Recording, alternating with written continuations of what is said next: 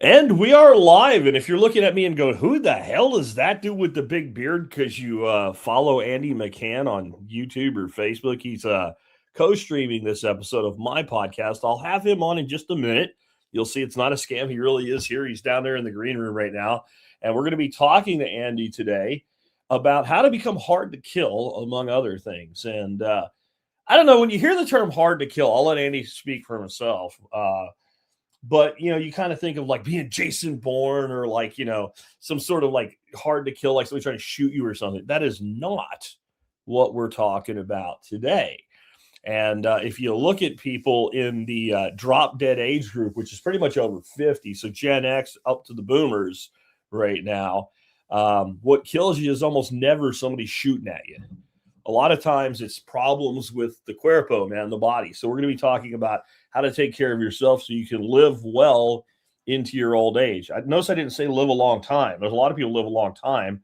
And I've known people, and I'm sad to say this, but I've known people that like their last 10 to 15 years of their life, it's miserable. And you can tell that when it's time to go, they're ready to check out. I want to go kicking and screaming at the end. I want to be ready to still be around here. If I make 100, I want to still be that way. So we're going to talk to Andy about things like that today. Before we do, let's go ahead and hear from our sponsors of the day before we bring Andy on. Sponsor of the day, number one today, is JM Bullion. I have been recommending that you stack silver and or gold as part of your wealth assurance program since I started this show all the way back in 2008. And since 2008, my primary recommendation has been 5% of your net wealth in silver and gold as that hedge against all things going crazy and wonky and wrong. And I'd have to say, as my investing advice goes, there's probably three big things I've said over the years. One, stack that precious metal, 5% of your net wealth. Been saying that since 08. If you did that since 08, you're probably pretty happy about it right now. Number two, buy Bitcoin. If you did that as long as I've been saying to do it, you're happy about that. And number three, when I first started in 08, I told everybody to get out of the freaking stock market. And if you did that, you're probably happy. But why get your gold and silver from JM Bullion? Well, they're the company that has sponsored the show that you're listening to right now for about 13 years. I can fix problems. I just actually had a rare problem. A rare thing came up with JM Bullion in their fraud system. I was able to get the customer resolution. And they ship free, and they do discounts for MSB members. So since silver and gold are basically one coin is one coin, fungible to each other, and it's all the same as long as you're buying from a reputable dealer like JM Bullion, why would you pay more? Why would you go to the place that doesn't sponsor the show you listen to? Why wouldn't you get your discount? Why wouldn't you get your order shipped free? You see what I'm saying? Check them out today, jmbullion.com. Next up today, I got to say, I'm pretty sure knifekits.com is the longest standing sponsor on the show at this point. I know that we did sign them in 2009. That I'm sure of. Were they the exact first one? I'm not sure. But I think if they weren't, then they're still the longest sponsor on the show today. That's never been gone, never quit, always sponsored us from day one. They might be the company that sponsored a podcast for longer than anybody else in the history of podcasting because, my God, I don't know many podcasts that have been around as long as we've been with them. So I don't even know if there's an opportunity for it. So check them out. You can learn how to build knives there. You can get kits. They are a company that says what they do and do what they say. Everything you need to do to build those knives. And you can be a master bladesmith and get raw materials, or you can be, a guy like me that doesn't know how to do all that stuff. You can still get a kit. You can make a really great knife. They also have stuff for like holsters, whether out of leather or kydex, sheaths, leather or kydex. Really cool stuff and great projects you can do with your kids. Really recommend to check them out. With that, I want to bring our special guest on the air, Andy McCann. Caught you trying to take a drink of the coffee. You did. You jumped right into it. Yes, I will probably be high energy. I've been drinking coffee all day. Got up super early. So I will try hard not to turn this into an infomercial. Okay. But damn, guys, this stuff isn't tough. Stack your silver like you stack your health. Buy some stuff every day. Actually, it's not easy to buy silver every day. Yeah. Buy your Bitcoin and buy your health, or stack your health every day. Just do something. I would agree with that, man. Let's start off for people that don't know you, because we might have somebody tuning in right now, first time they've ever been a consumer of this podcast, and so they don't know who and what an Andy McCann is. So give us a little bit of your background for the new folks. Sure. So I'm going to take it down a fun way because I figured out how to stream to my place as well as obviously we're on yours. So way back in 2008, we started this thing, CrossFit Garage, and I got really into this health and fitness. A little bit later, this guy named Bruce Softschi, which has been to your fall workshops a ton of times, he said, hey, I heard you say something about storing something. Let me introduce you to a guy. So that's how I found the Survival Podcast. And I've just been walking down this road of how can we live a better life, more self-reliant without depending on the systems. And man, your podcast spoke to me. Over the years, I've taken the advice. I've got chickens. I had ducks. I hate them. And I've got, stacking silver, gold, Bitcoin. I mean, you name it. It's the advice that comes out of this show is tremendous. A couple of years back, I decided, hey, I've taken so much from you guys. I've never really given anything back. So I stepped up and said, hey, if you need an expert counsel guy for health and fitness, that's my jam. I love it. I'm a degreed engineer, so I tackle everything like a problem, which irritates my family. But so I love solving those health problems or the farm problems or whatever. So right now my problem is still how to keep the chickens alive when the hawks have freedom. And I just can't do it. So anyway, I've been doing CrossFit for about 20 years. I love it. You don't have to do it, and I won't judge you for not doing it, except you're going to hell. And I just wish you would do something. And so that's what we're going to talk about today. Some things. This is my, I think, third or fourth time on your show, and I'm going to say the things you've heard before and then twist it with a little bit of things that I've been experimenting with. So my big 5 things is how you eat, sleep, move, think, and connect. You drill down on that and things go well. And you said it right. As us guys enter our 50s, we enter the drop dead years. And this is the worst time for my peers. We've got to do something. Otherwise, like the soil lady, her name is escaping me. We retire and it doesn't go well. Elaine Ingham. Yeah. Dr. Elaine Ingham just passed away. She was 73, I think. Super nice, kind lady, really wicked smart. And what got me is that, she did, I'm pretty sure now, kind of thinking back, it was November of this last year that she retired and then passed away. Now, she wasn't big on communicating her personal issues. For all we know, she retired because she was ill and in decline and knew that she needed to at that point. But even if it's not her, like I have seen that happen so many times. People, and when the day they retire, Andy, they seem fine. Yeah. And it's something weird. Like, I guess taking that sense of purpose out and all the things that they were holding back just kind of are unleashed on them. And I've seen 2 things make people that look okay decline really fast. And one is losing a spouse. And the other one is leaving their career forever and going into retirement. And then some people do fine after both of those events. Right. So especially for us guys, we put so much into work that we retire and we get that watch. Well, I know this isn't, you know what I mean? You get a watch. That's the new watch, right? Maybe they'll start giving us a really good phone. Yeah. So they're like, thanks for the watch. You don't even care. And they're like, shit's going to fall apart because I'm not there. And it doesn't. Yeah. And we realize, man, I donated all my life to this stuff. So I was smiling inappropriately because I'm reading the comments. And Patrick said, oh, I know that guy. He takes pictures of his feet. It's true. It's true. So I was not smiling because people were dying. Man, we got a freaking only femmes girl here or some shit on our show today. I'm sure I have an only account for my feet. You guys can go find onlyfeet.com. That I shouldn't have said that because I bet you that's a thing. Yeah, I don't know if you've ever watched an adult cartoon animated series called Archer, where like he's a secret agent and stuff. There's some episode where one of the other characters says something to Archer and says something about, some kind of really messed up sexual fetish. And he goes, no, that is not a thing. And the other one responds, everything is a thing. And he looks it up. He's like, oh my God. Yeah, no, I love it. So kids, if you're listening, go ask your parents how babies are made. Wait. Yeah. And shall I fetch your rug, sir? That was episode 1. Anyway, back to being a little bit serious. Anyway, you talk about helping people become hard to kill. Yeah. I could surmise what you mean by that, but I got you here, so why don't you tell people what you mean by that? Yeah. So it's a catchphrase. So I love to say Actually, I stole it from somebody else. I don't know who. Everything great is already done. Just repurpose it and make it your own. So our tagline is, we want to help you become harder to kill and look good naked. So nobody really wants to be all that. Now we've gone from foot fetishes to he's going to be naked and take pictures of his feet. All right.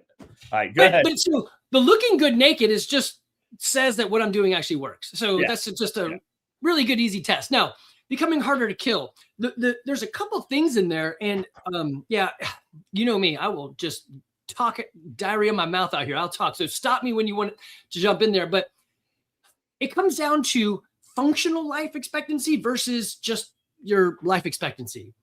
So you don't want to live. I don't think many people want to live very long if they either lose their mind or they lose their body. You want them both. So you want your functional life expectancy to really be super close to that last moment. And there's no real way to guarantee that unless you do something with kinetic impact, right? But you want to do those things that make the journey end well, not retire and die. So the thing we'll talk about is capability versus aesthetics. Yes, it is nice to look good naked. So you could just diet your way into looking good, or go the other way and lift like crazy and be like a next gen Arnold Schwarzenegger. But both of those types have issues. They're not actually healthy. They just look good. So, be a trophy husband, be a trophy wife. I don't know. I'd rather live well into it. So that's kind of the thing is, how can we help you not just act like you have fitness, but actually have fitness? And so I chose CrossFit because, man, I've been doing fitness for a very long time. And this is the biggest hack to health and fitness that I have ever found. Now, is it for everybody? No, nothing is. And am I schlepping it that you should go do it as a big infomercial for CrossFit? No, I don't care what you do. It's just, so when you're looking to solve the problem, what's the big problem? And for me, it was time. So I don't want to go to the gym and lift for 5 hours using the hypertrophy method. I just don't have 5 hours to give. I don't want to get on a bike and go ride for 3 hours. Or like, what do they say with the triathlon? If you're not on your second marriage, you're not trying. So you're not training hard enough. Yeah. That's not it. So my big thing was time. I lack time. How do I do it? How do I cram it together? Let's see. What do I do for 5 straight hours? Sometimes I work because I have to. I fish that long, I hunt that long, and I sleep that long. Right? That's about as much as I can focus 5 hours on. Those things right there. That's it. Yeah, right. I mean, I don't want to be in a gym for 5 hours. I guess if I had a job there, it'd be different, but that's not what we're talking about. Right? Well, and so the other side of it then becomes what do you want to do for fun? So I admit I do enjoy the chickens. It's a little bit of work, but they, best place to store your eggs is in the cloaca. So I store them there and they drop them every day. Yeah. But to get out there and feed them, which you have to do every once in a while, I need to take a 50-pound bag of scratch feed or whatever I got out there to keep them around. And how do I take it out there? Well, I clean it up to my waistline and then I jerk it up to my shoulder and I walk it out. So practical methods. I do clean and jerks at the gym. Am I doing super amounts of weight? No, I lie to people because they don't know that the rubber weights are bigger and just don't weigh as much. So I know some of y'all look at that and go, dang, he's lifting like 500 pounds. It's just not true. So 250. Yeah. Strength is my weakness. I am not a strong guy. I can just keep working. So I'm the guy, the ant. I'm the ant. Ants actually lift a lot. You know what I mean? I just don't have the strength. I wanted to talk to you about this because we're going to kind of go through all these different areas of fitness. And I think movement is incredibly important. I think doing things that you're going to want to do in the future now is important. You were the first one I ever heard put it this way, but you said something effective. If you stop trying to do something as you're aging, especially, your body's like, well, I guess we don't need to do that anymore. So I'm not going to keep the ability to do that thing. So people that stay sitting down all the time, they end up having a hard time even walking because they don't walk enough. But when it comes to like the pure burn it, hardcore working out things like CrossFit, I think that's a great thing for some people. I'm glad that you're not one of like, if you're not doing it, bro, you're wrong. Like, those people are crazy. Yeah. They're also always the ones that are on like their 57th injury and their 4th divorce. Right. But when I look at like traditional life of a human species, I don't know that that is the standard operating procedure for humans as a species, specifically working out like that. I've heard people talk about, like, I do the caveman workout, man. We push boulders. And I'm like, why the fuck would a caveman push a boulder around all day? Like, there's no call for that. Hunter-gatherer societies actually spend an awful lot of time laying down in front of fires and telling stories, but they eat real food, and they go get their food. They do a lot of walking, a lot of slow running. They do a lot of bending, twisting, maneuvering. And then I think humans were naturally competitive. So even in the most primitive societies that are still what they were hundreds or thousands of years ago, the few untouched ones, whenever we, as long as they're not the ones that will kill you for showing up, like the ones on that one island in the Pacific, where they'll let people come in and document it, there's always some level of sporting type shit going on, even with those societies, right? It's not, two guys like putting stones on a tree or something, but there'll be some sort of competition. Like, it's just something humans seem to do, is physically compete with one another. Right. So to me, it seems a very traditional way that people basically train their capabilities and maintain their capabilities. Right. And so, yes to that. That is right. And let me back up to that first statement of, you don't have to do it anyone's way. The best program that works is the one that you'll do. So if, like, I know you like the heavy bag, if you'll do that, then man, do it. But if we back off and we stop and we wonder, that's weird, I don't know why I can't sit on a normal toilet, and why when I go to the nursing home, they're so much higher, because this is so convenient. Yeah, because we don't stand up and sit down. An easy way to test yourself, we did this at your fall workshop. Plant your feet from a sitting position and try to stand up. If you can't, you're in trouble. Yeah. And another easy one, if you look at your shoelaces and you tie them on the inside because you can't actually get to the top of your shoe anymore, what is that, the Dunlop disease? Your belly Dunlopped over your belt, whatever. So it's just do. Your body wants to adapt to survive, not to thrive. It wants to be super efficient. And you can do things to your body. You can pollute the hell out of it, drugs, smoke, whatever, and your body will figure out a way to detox out of that. It'll keep going. Now you're hampering it, but your body will adapt to it. It's just like sitting at a keyboard, mousing and typing. Your tendons are going to adapt to that. So push just a little bit. So you've been deep down the carnivore space. Let's move into the food side of things. Sure. Because I actually think of the two things, both are important: exercise and diet. Diet may be the more important one. I've especially when I was younger and I'd go to the gym and all, I knew guys that were, in their early 20s, and like their diet was ass, but they worked out all the time. And they're like, man, I can eat whatever I want because I work out every day. I'm like, no, bro, you can eat whatever you want because you're 21. Yeah. Right? When you're 21, you can do all kinds of stupid shit and your body just adapts. I'm like, if you're eating like that when you're 31, even if you're here, you're going to have problems and you're going to start putting weight on you. You're going to start having issues with maintaining muscle mass. So carnivore to me is one of, like, it's not the easy button from a discipline standpoint for some people, but it's the easy button from it'll work and it's all you have to do. Right. But what's your experience been? You've been doing this for years now, like hardcore. That's all you do. Yeah. So let me paint a really disgusting picture. You do not want to do what I do. I really think something is broken inside of me that I can eat this way. Okay. So the quick picture, you spoke of, hey, you should try this carnivore thing. Here's a video series. Go through it. I'm like, I don't know. That sounds kind of weird. I'm not sure I'm going to do that. But it came up in my family. My son, Evan, goes off to college. He either eats something or does something. I don't know. But he came home. He went to school at 170 and he came home and the lowest weight he got to was 117. I was like, buddy, you're going to die unless we do something different. My family is very granola and crunchy. I don't even have a primary doctor. None of my kids have had those things that they try to give you when you're born. I don't know if I can say it out loud without somebody putting us in jail. So we don't do any of that. Now, I have friends that are doctors and medical professionals. I think that's great. Do it. We just choose to abstain. Anyway, we go to the doctor. They're like, hey, you've got a Crohn's diagnosis. We want to cut your colon out and hit you with some medicine. he's like, hey, Dad, remember that carnivore thing? Well, I found the lion diet. It's like more restrictive. Anyway, he does this for about 4 months. He's like, I feel different. We keep doing it for like a year. We get a little less strict. He's back at college at 170 pounds, never did any drugs, never did anything.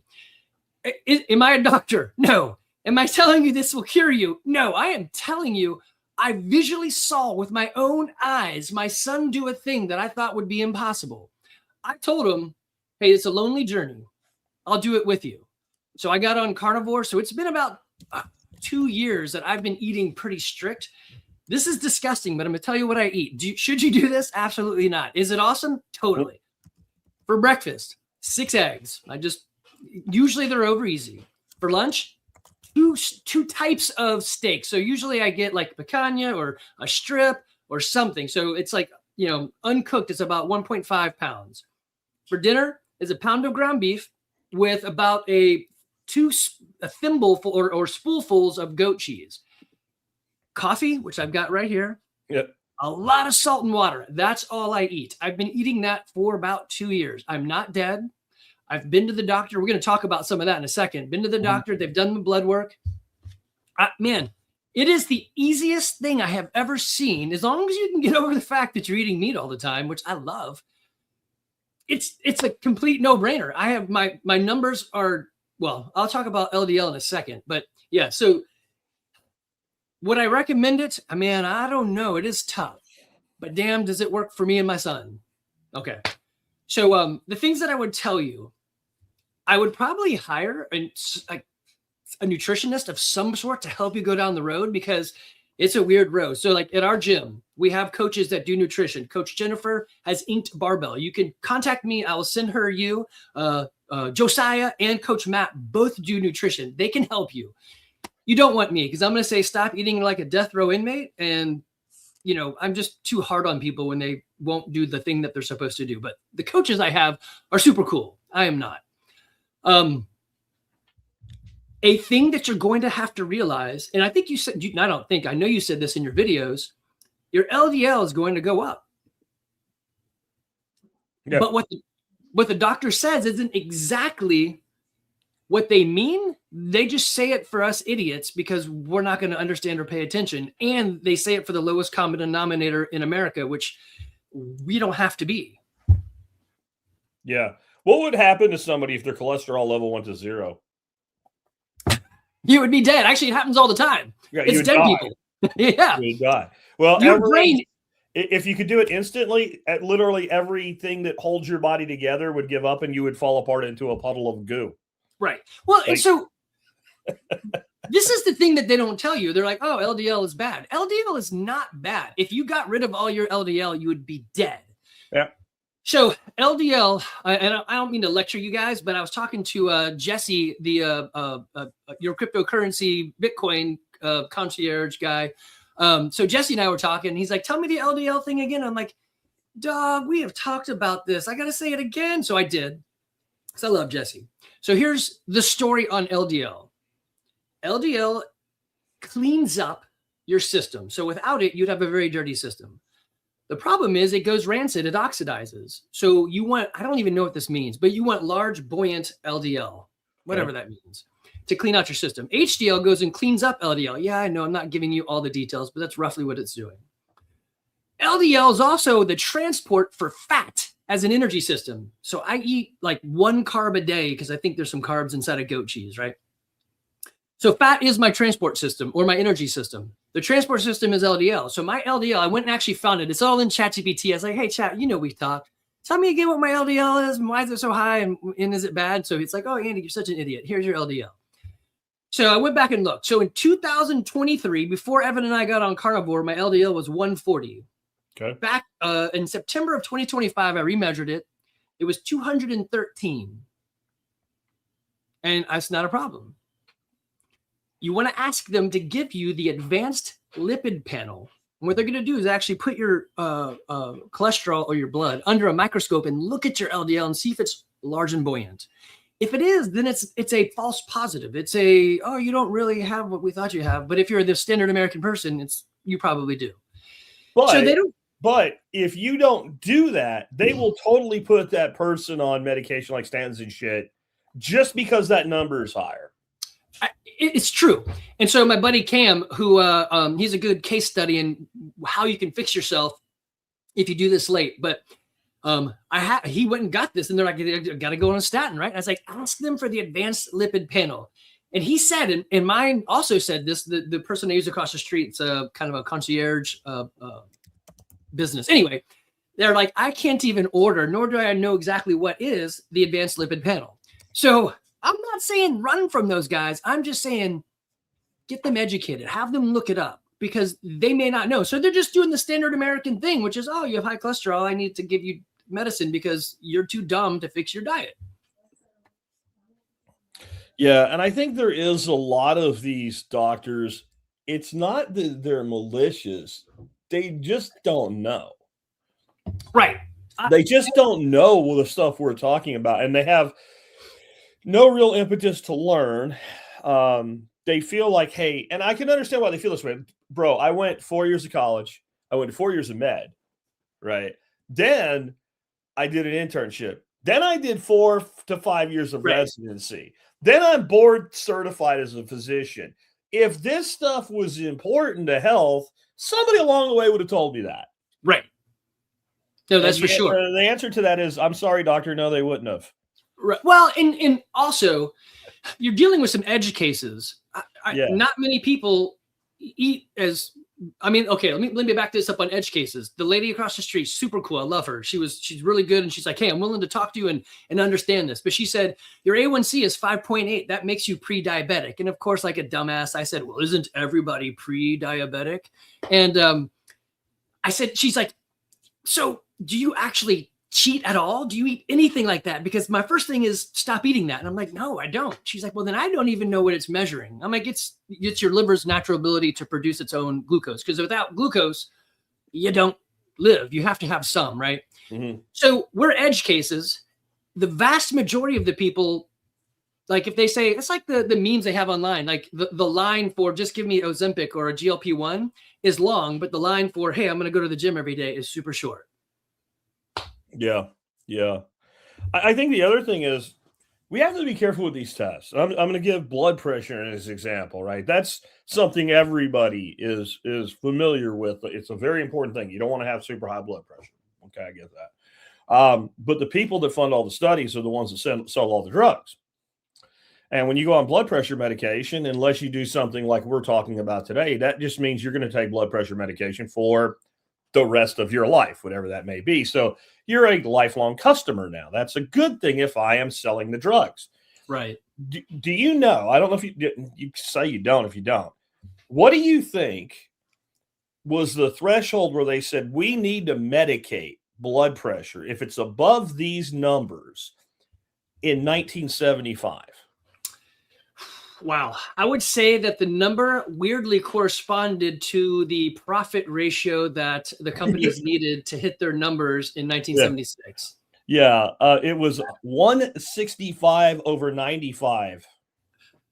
Dang. That was where they started medicating blood pressure in 1975. 165 over 95. If you were like 150 over 85, you're good. Don't worry about it.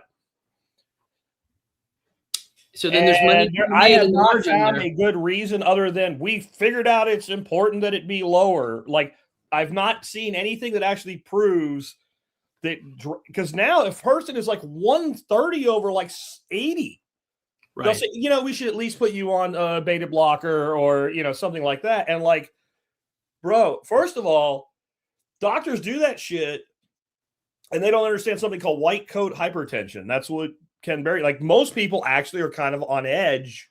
Right. When they go to the doctor. I know if I'm in a doctor's office, my blood pressure is going to be about 15 points higher than if I just randomly at any point during the day go take we have a really good high-end blood pressure cuff, and it'll be 15 points higher when I'm in the doctor's office.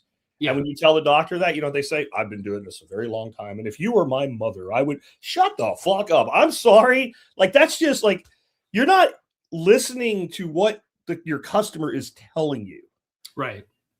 Well, I think this particular reason is why some doctors are moving to this concierge service. We got a great guy here locally, Dr. Skardassis, and the insurance wants him to do a thing. And he's like, that's just not how it should be. I should listen and pay attention more and sit and stand. And I mean, dude, to the malpractice insurance alone to be a doctor has got to be insane. I mean, in addition to all of the loans they have out on equipment and stuff. So in any business, unfortunately, without profit, there is no passion. You have to make some money. And so they go down these roads, right? Yeah. Yeah. But I think so they're trained that. And also you and I are talking edge cases. I think when most people have high cholesterol with high LDL, they're probably in trouble. It's just these edge cases that, I mean, who wants to deal with this guy right here? Nobody. They're like, yeah, you got so much energy and you're so peppy, but your veins stick out and you have high cholesterol. You make no sense. Could you just go away? I'm like, yeah. I think it is starting to change, though. More and more doctors are starting to wake up, but I think that's why they're moving to like the concierge model or the direct primary care models and things like that. Because, and this is something I learned from Ken, Dr. Ken Berry, for those that are not familiar. Ken Berry is that the doctor operating in the system really can't do what needs to be done. The entire system is predicated and set up that most doctors are not paid by the patient, they're paid by the insurance company. So the insurance company sets the term. And for some reason, the more medication you have the customer on, the more the insurance company pays you, even though they're the ones supposedly paying for the medication. It's almost like there's a whole bunch of grab ass going on and people have their hands down each other's shorts behind the scenes or something. Right. Well, in addition to that, just like you were saying, hey, I go to the doctor to get my blood pressure checked, but I'm at the doctor's office, so I'm elevated, right? So not every time come on, I'm married, and I say the wrong words all the time. It's not what I mean, but that's what I'm saying. So I had one of your folks email in. It was about I did some testing, and it seems really far off. I'm doing carnivore, but what was high? My triglycerides or something was high, so the numbers looked weird. Yeah. And so when I got to emailing with him, I was like, hey, when you said you did it fasted, tell me what you think fasted means. He's like, well, I drank coffee with stuff in it and some milk and some this. I'm like, okay. That's not fasted. So, yeah, that's not like you've added stuff. They're like, really? I'm like, yeah. And did you work out the day before? They're like, well, I went on a lot. I'm like, okay, so it's going to change your numbers.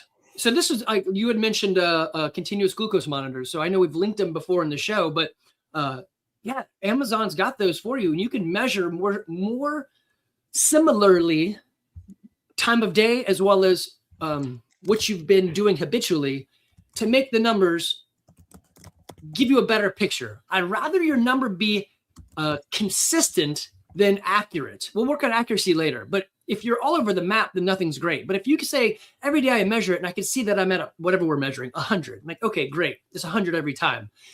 What if I now change it, right? So at least I had it consistent. Maybe I'm not doing it correctly yet, but at least I'm getting some sort of baseline to understand. And that's the big thing, is most of us don't know. And like somebody in the comments just said, hey, I just checked ChatGPT and it sounds like he might be onto something. I'm like, yeah, ChatGPT will agree. So put your stuff in there and let it tell you. Yeah, absolutely. For someone who's eating meat heavy or keto, how should they interpret doctors and their immediate recommendations, especially statins? Yeah. So first, again, Jack and I are not doctors. I don't even play one. Yeah. I didn't even sleep at a Holiday Inn Express. I got nothing on it. Right. You should, let me back this up. Probably the easiest thing you do, and you harp on this all the time, use AI. Go on chat or whichever one you're using and just say, hey, I'm about to see the doctor on this sort of things. Talk to me like a fifth grader, and then talk to me as if I'm a college grad. And let's give me some questions that I can actually utilize when talking to the doctor. So I think that's wise. Get a little bit of education. Also, don't go in with confrontation on your mind. It's a doctor. They want to help. I mean, I truly believe the glass is half full. I don't live on the glass is half empty. It's a mindset thing. The world is a helpful place, not a hostile place. So go in there with peace, but ask them, hey, why statin? Could I try something else? Are we doing this because the average person won't? So if I'm assuming that if you're doing carnivore or keto or one of those, then you're relatively regimented because you kind of have to be. So if you can be regimented into your food, I would mention that to them and say, I could probably change some things with habit than just taking a pill, because most people just want the pill. So I would go in there and say, hey, what about standard of care versus like optimal care? What would be better? Could I do on my own? Right. Yeah. Again, go back to the LDL and say, hey, can we take a look at the actual size of the LDL? Like, is it actually all bad? Or am I creating a better system for my body to live in? So you had said something before. I think it was between you and Ken Berry. Like, you can eat everything you want on carnivore. And you said, no. He said, yeah. And you're like, if you eat too much, you will gain weight. Yeah. And I'm telling you, it's like, you need to tell them, like, log your food for 2 weeks, let them see, because I eat about 4,000 calories a day. I know I need to increase the fat content as I see myself dropping on the scale. So there is some sort of ratios that your body is going to enjoy, and it's going to be different than mine. It's like when they started giving people blood transfusions. They're like, hey, this works sometimes, but then people die most of the time. Why is it? Yeah. Oh, there's blood types. It has to match. Yeah. Yeah. You played a game with a 1 to 20% chance of winning, and every once in a while you won. That's is it 1 to 20? Dang. You know, yeah. I also, you know, with the whole like Ken's thing about you can eat, the calories don't matter and all. Yeah. Yeah, they do. They do. You can only, but for some people, they may agree with him because, well, I did it, and he's right. I ate as much as well, that's how much you can eat. I really challenge people, and if you're an MSB member in my program, you can get this book for free in a PDF. It's called The Glycation Factor by Dr. Greg Ellis.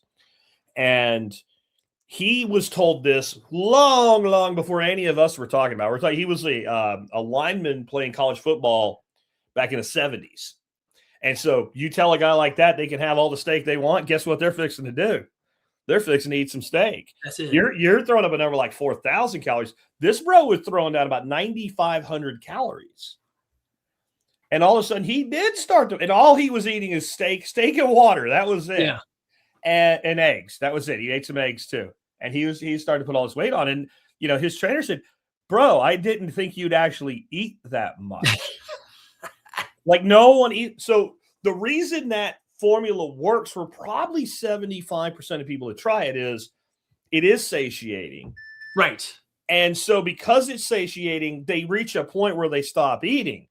There are people that if you tell them lion diet, they're like, let me show you what a fucking lion can do. right? And then what are you eating? If you're just eating ribeyes and sirloins and stuff, that's one thing. And it's not a processed thing, even though technically this is processed. But if the person's eating things like sausages and all, what I found is certain foods like that, you know, it's processed. It's fucking meat and fat and salt and herbs, right? There's not any sugar in it. There's not any, you know, I made it myself. I can still eat more. And so sometimes just changing the form of the food allows a person to eat more. Because I know when I sit down with a ribeye, I can pound through about a pound of ribeye, but I am fucking done. Yeah. I mean, I am done when I eat that. Like, what are you going to eat for dinner? If I ate that for lunch, I'm like, that's it. I'm done, right? I'm finished for the day. So that's a funny one. Not everyone. Most people say what you're saying, that, hey, when I do carnivore and I eat, I am so full. I can eat one meal a day. Yeah. Dog, man, I wake up hungry. And if I don't make those eggs right away, I mean, the dogs start running because they're like, he's getting mean. And I'm not a mean guy. I get hangry, man. I don't know what it is. I need to eat. Now, my son on the other side, he does 2 meals a day, and he's doing just fine on this carnivore. Now, we're the only idiots to do this. I think my other kids play around with it, but they're like, A negative to this whole thing on the carnivore side that nobody really ever talks about is you get unused to eating the other things. So I will have an avocado every now and then, or a sweet potato every now and then, and my stomach is wrecked. I get gassy. I get bad. It just doesn't work. I've had garlic we go to the Brazilian steakhouse, and I've tried their garlic lamb, and that garlic sits on me for like 5 days, and I just don't feel right. Yeah. And I think that's another thing too. Like, I think keto works perfectly well That's my life. I am not, just for people out there that don't know me or don't know this about me, I am not carnivore. I'm not going to say there might not be like a week where I'm like, I'm going to do carnivore for a week, because that does happen. But mostly I eat a keto diet. I'm keeping my carbs down below 20 carbs a meal, usually no more than 2 meals a day. Yeah. And sometimes it's only 1 meal a day. And when I say up to 20, I'm not saying I do that every day. I'm saying that's like a hard limit that I will not exceed. You know, vacations and things aside, go on a cruise ship, I might eat some cheesecake or whatever. But other than that, I stick that with that. And I think that, you know, Andy would agree with this, like something regimented about your diet, something that puts it into a level of control is better than not. Like everybody just puts whatever comes in their hand in their face. And this is another problem with the labs, right? So the labs, they'll do like, all the ones that are designed to put you on medication, they keep lowering the threshold. But then all the ones that are like, you know, what's your vitamin D level? What's your magnesium levels? All those types of labs, they do the whole, well, you know, it's normal. What's normal? Normal is the person that shoves everything to get in their hand in their face. All normal is all the people in line at the state fair and their median average, right? That's normal. So they're not even dialing in for optimum that way. But I just want to say on the diet thing, like, you don't have to do what Andy's doing. You don't have to do what I'm doing. I'm going to tell you that the vast majority of people out there that you know, if you say to yourself, honestly, if I'm not going to bullshit myself, and please don't bullshit yourself, that's the worst person you can bullshit. I do need to be in better shape. Most people that are doing like a standard American diet today, if they would limit their food to real whole foods, just start there. Real whole foods, no seed oils, less than 100 total carbs a day. So not playing the net carb game when you're that high up, but less than 100 total carbs a day. And including things like, if you're going to eat bread, then it better be sourdough that you made and shit like that, right? If they would do that alone, they're like, a lot of those people, all their labs will come right into line with, if not what a normal doctor would find to be optimum, an educated doctor would find to be optimum. Well, and I think, yes to that. And hear the message. It's not complicated. It's just not easy. Your tongue is an asshole. It wants you to eat the things that it wants you to eat. And there's things inside of you saying, please give me more sugar. I would say start simple. The simple thing is stop drinking sugar, because you can drink more sugar than you can eat. Just eat the sugar. That's fine. Even if you eat it raw, you just stop drinking sugar. And then, if possible, if it has a drive-through window, don't eat there. I'm not saying don't have a chicken, egg, and cheese biscuit. I'm just saying make it yourself. Make it yourself. Yeah. Yeah, and this is an interesting comment here from Hey Alabama. He says, I do better on keto or eating like my great-grandparents did, which was probably keto before there was keto. I will tell you guys, first of all, keto goes back to the early 1900s, like 19 teens, and it was originally developed as a treatment for autism. Ooh. And it worked. I'm just saying. Now, not the kind of autism that's like the super severe, closed up in yourself, but even if you could get that person, because they're very routine, but like the moderate autism level type thing, it was highly effective. That, and it was also very effective for epileptic seizures, which I find. So it is old, but when I think about what my grandparents ate, if you said, were they keto? I'm like, well, they were fucking Ukrainians, so no. Right. But wait a minute. Let's look at the whole year, right? So Ukrainians are like a lot of common foods with the Poles, right? So like pierogies, which is like a pasta thing with cheese and potato inside it. That is not keto. But do you think we were eating pierogies in June? No. Pierogies were a midwinter when it's really fucking cold and you're going hunting every day and like you're trying to stay warm. Or we used to have this other thing called machanko, which was basically cheese soup. And this part is actually kind of keto, right? It's cheese and milk to thin it, melted down, but then clarified butter with onions. You put that on top.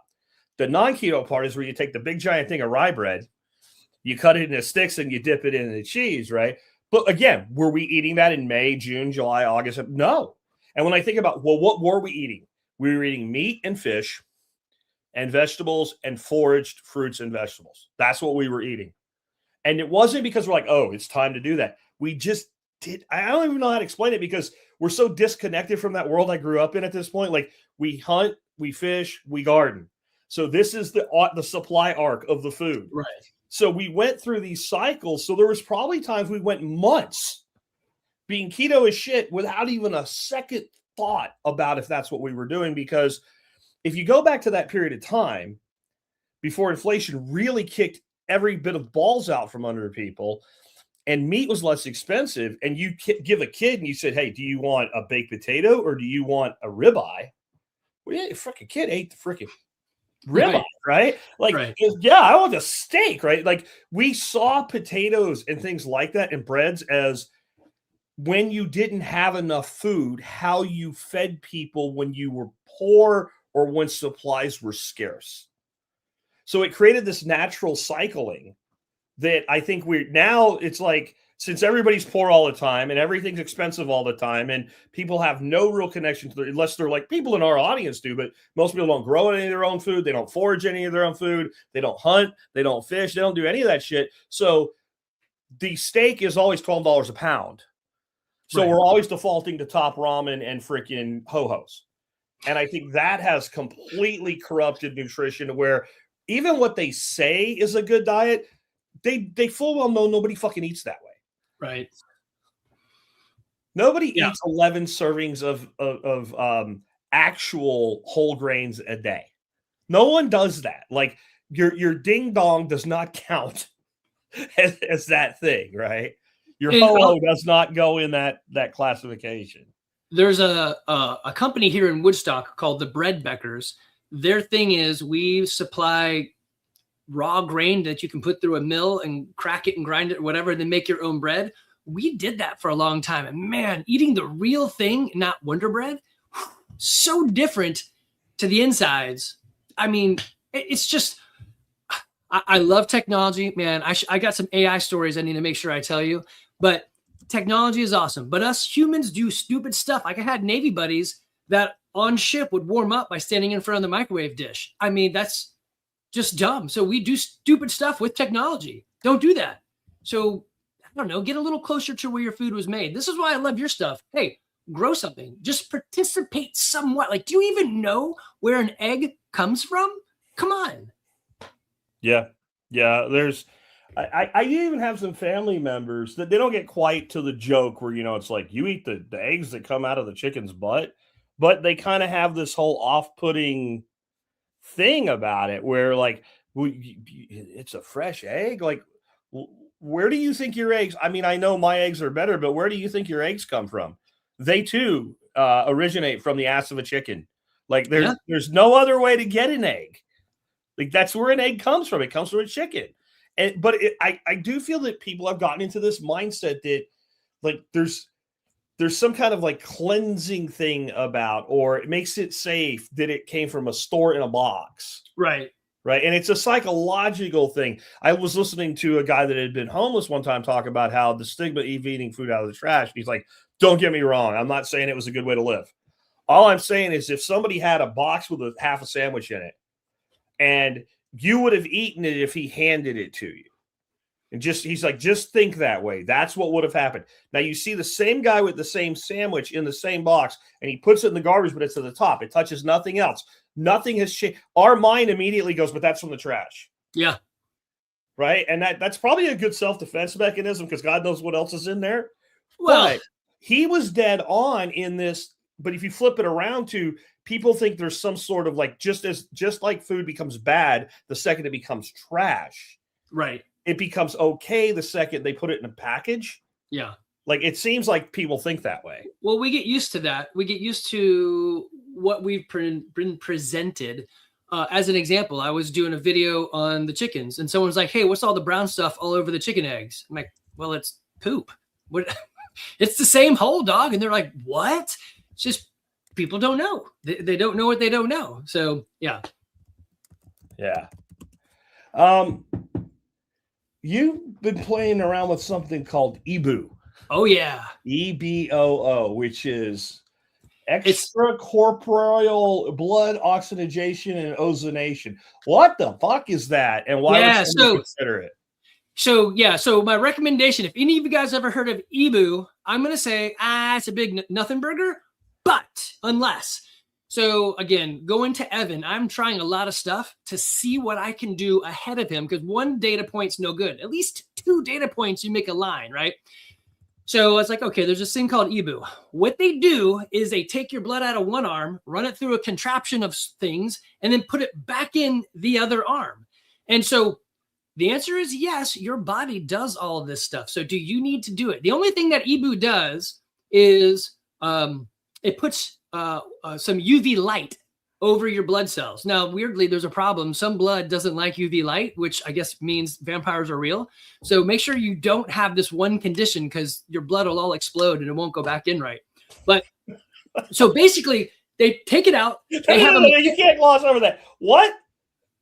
Yeah, so what is this there's a condition to not have if I do this thing? I don't want my blood to explode. Yeah, so there's a condition which apparently comes out of the Mediterranean, which I'm 50% Italian. So I told the lady that. She's like, McCann, you're good. I'm like, no. My mom's Messina Marabella. Come on. Yeah.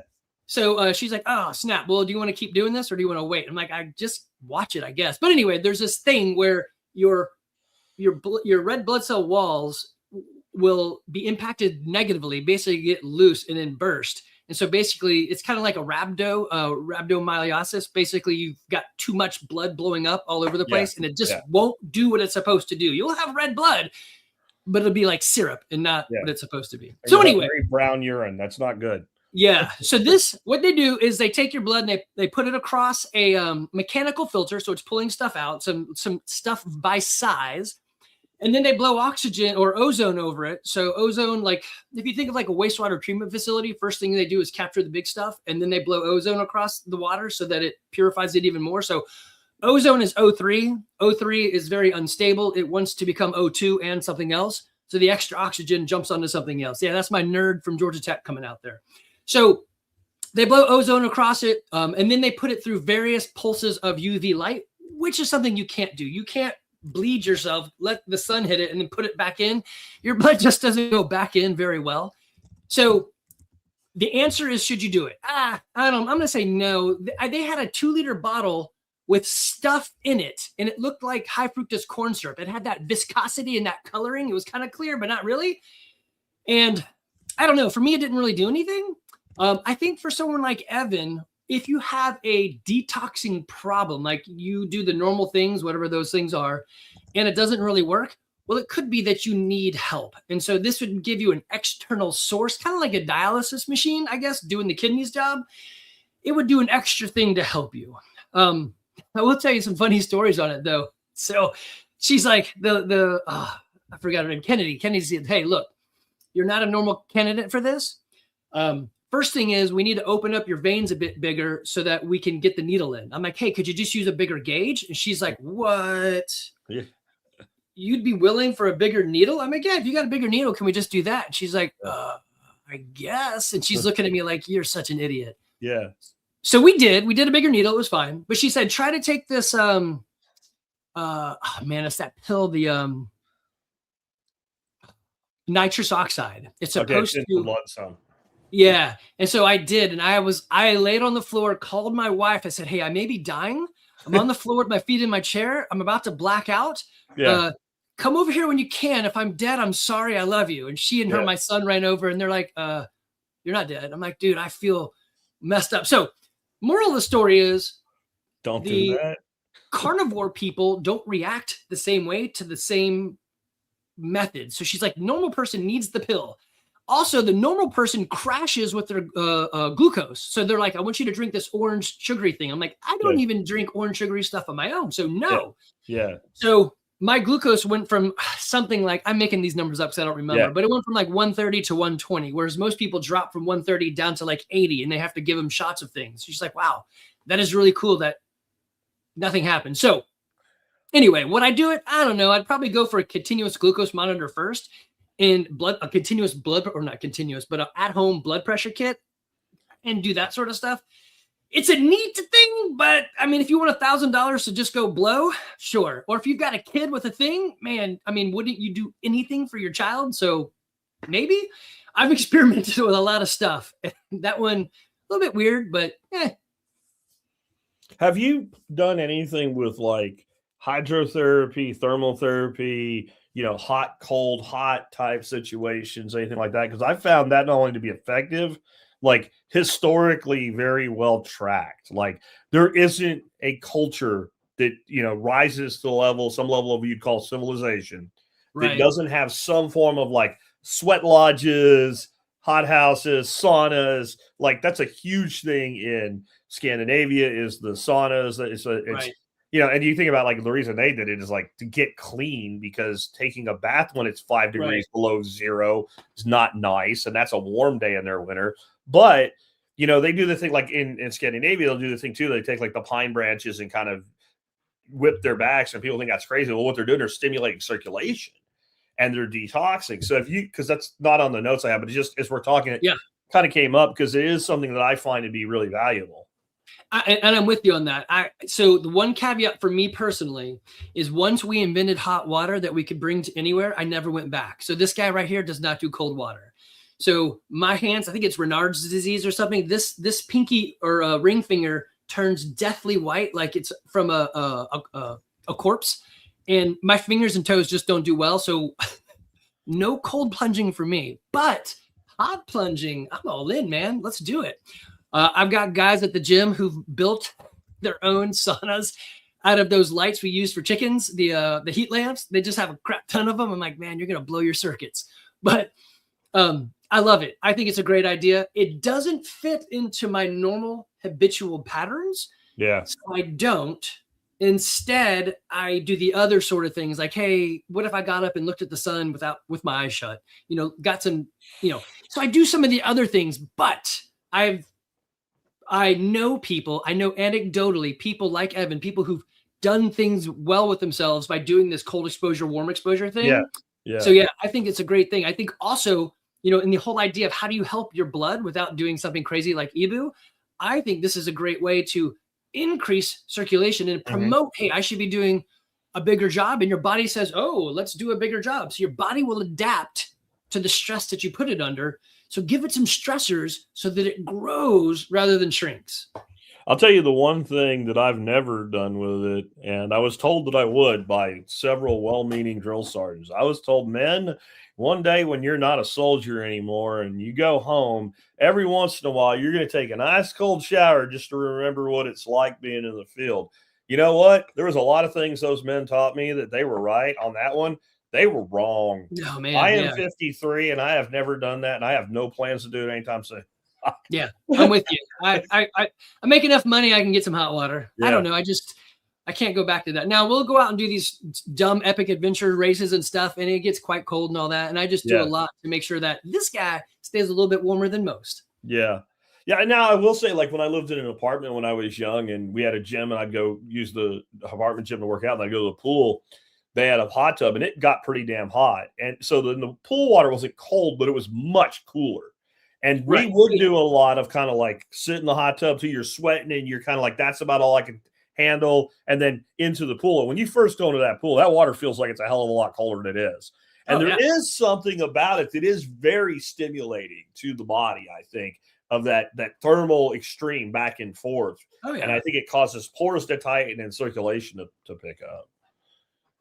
Yeah, because of my aversion to the cold, I really haven't gone down that road much.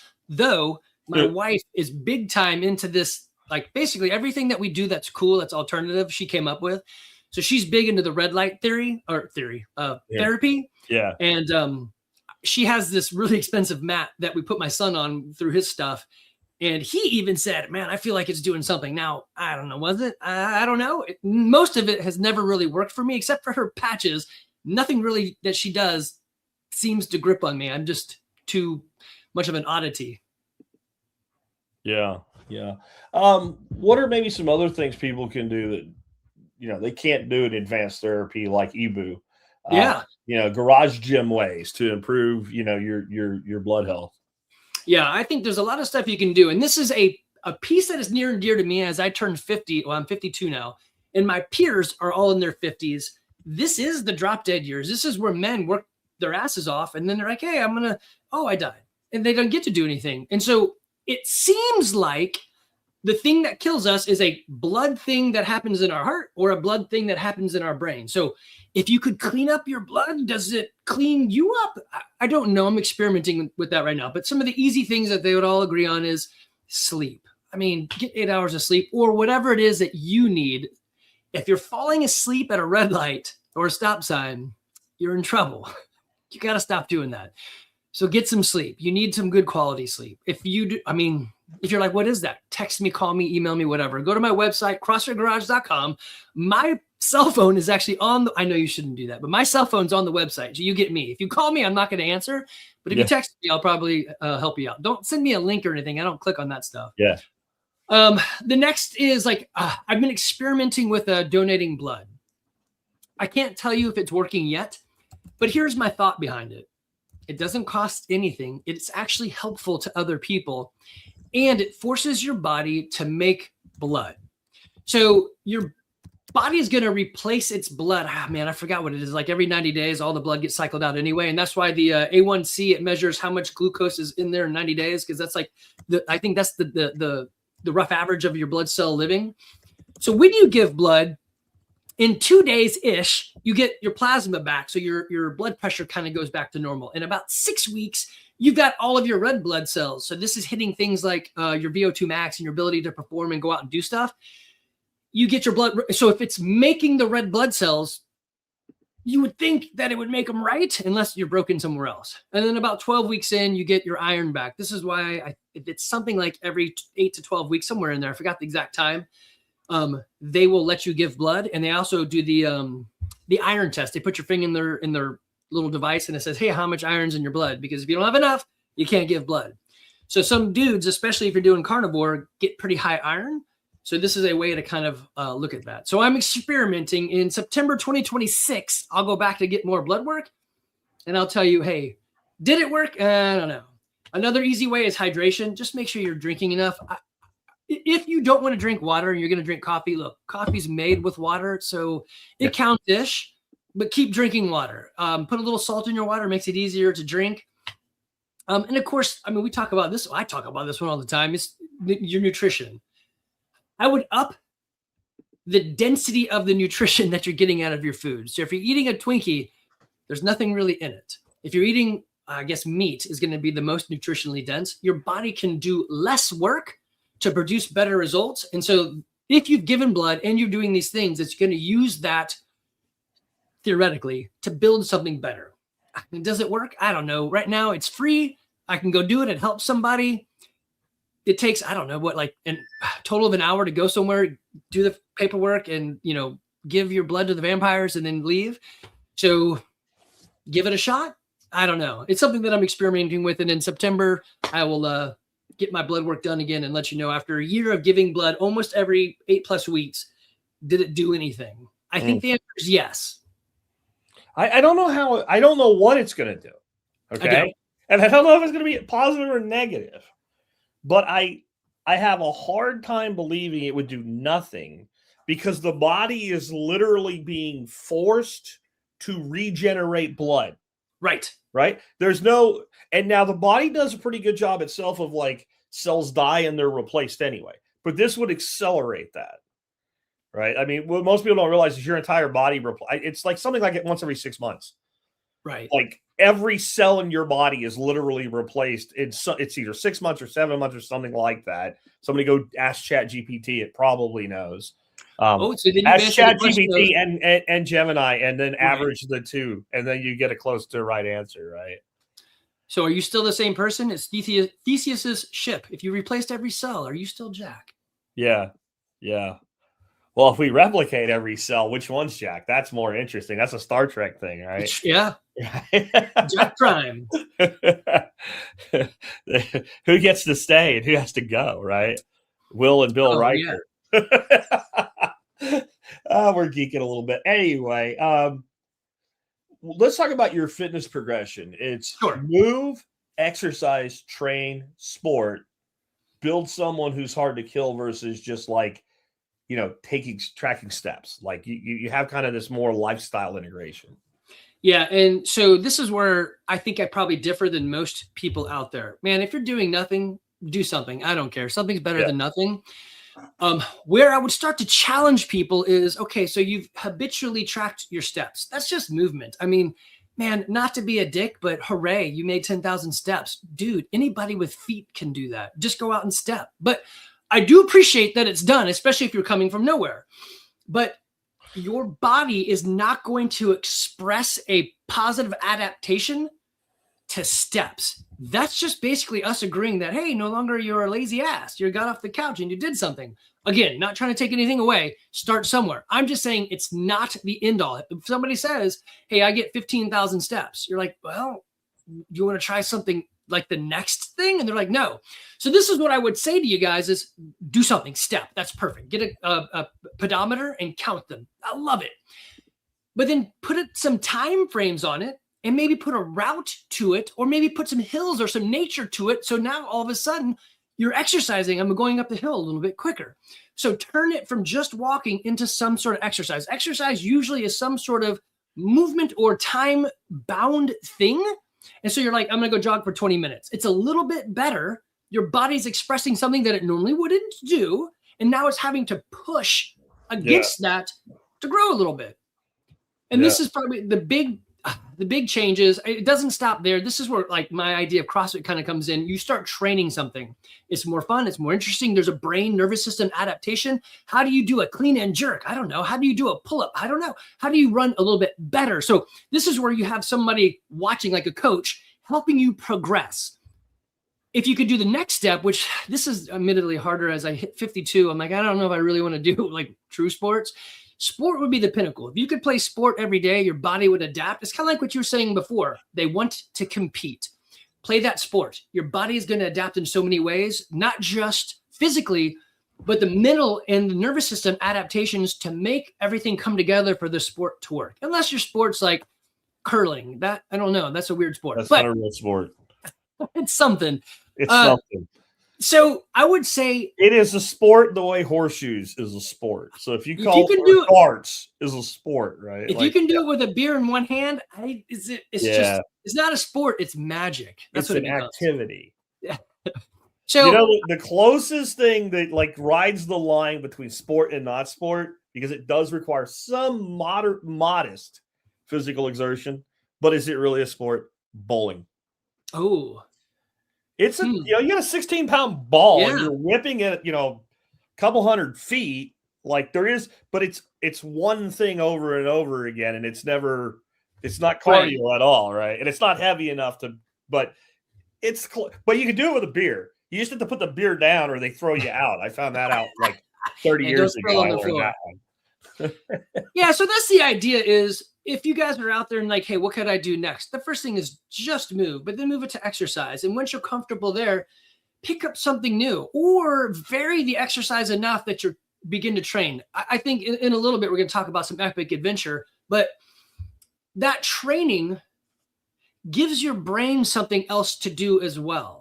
So yeah, I know there are people who are like, I just love to go jog for 3 hours, like Patrick from Knives. So it's like, I just want to go jog for 3 hours. I'm like, my ADHD brain can't do it.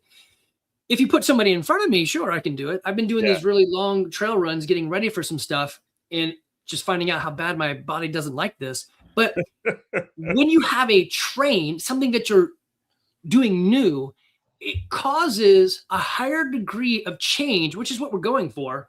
And positive adaptation. So rather than just go jogging, if you jog every day, the same route, 5 miles in, 45 minutes, eventually your body be like, I'm not really growing anymore. So you have to keep pushing.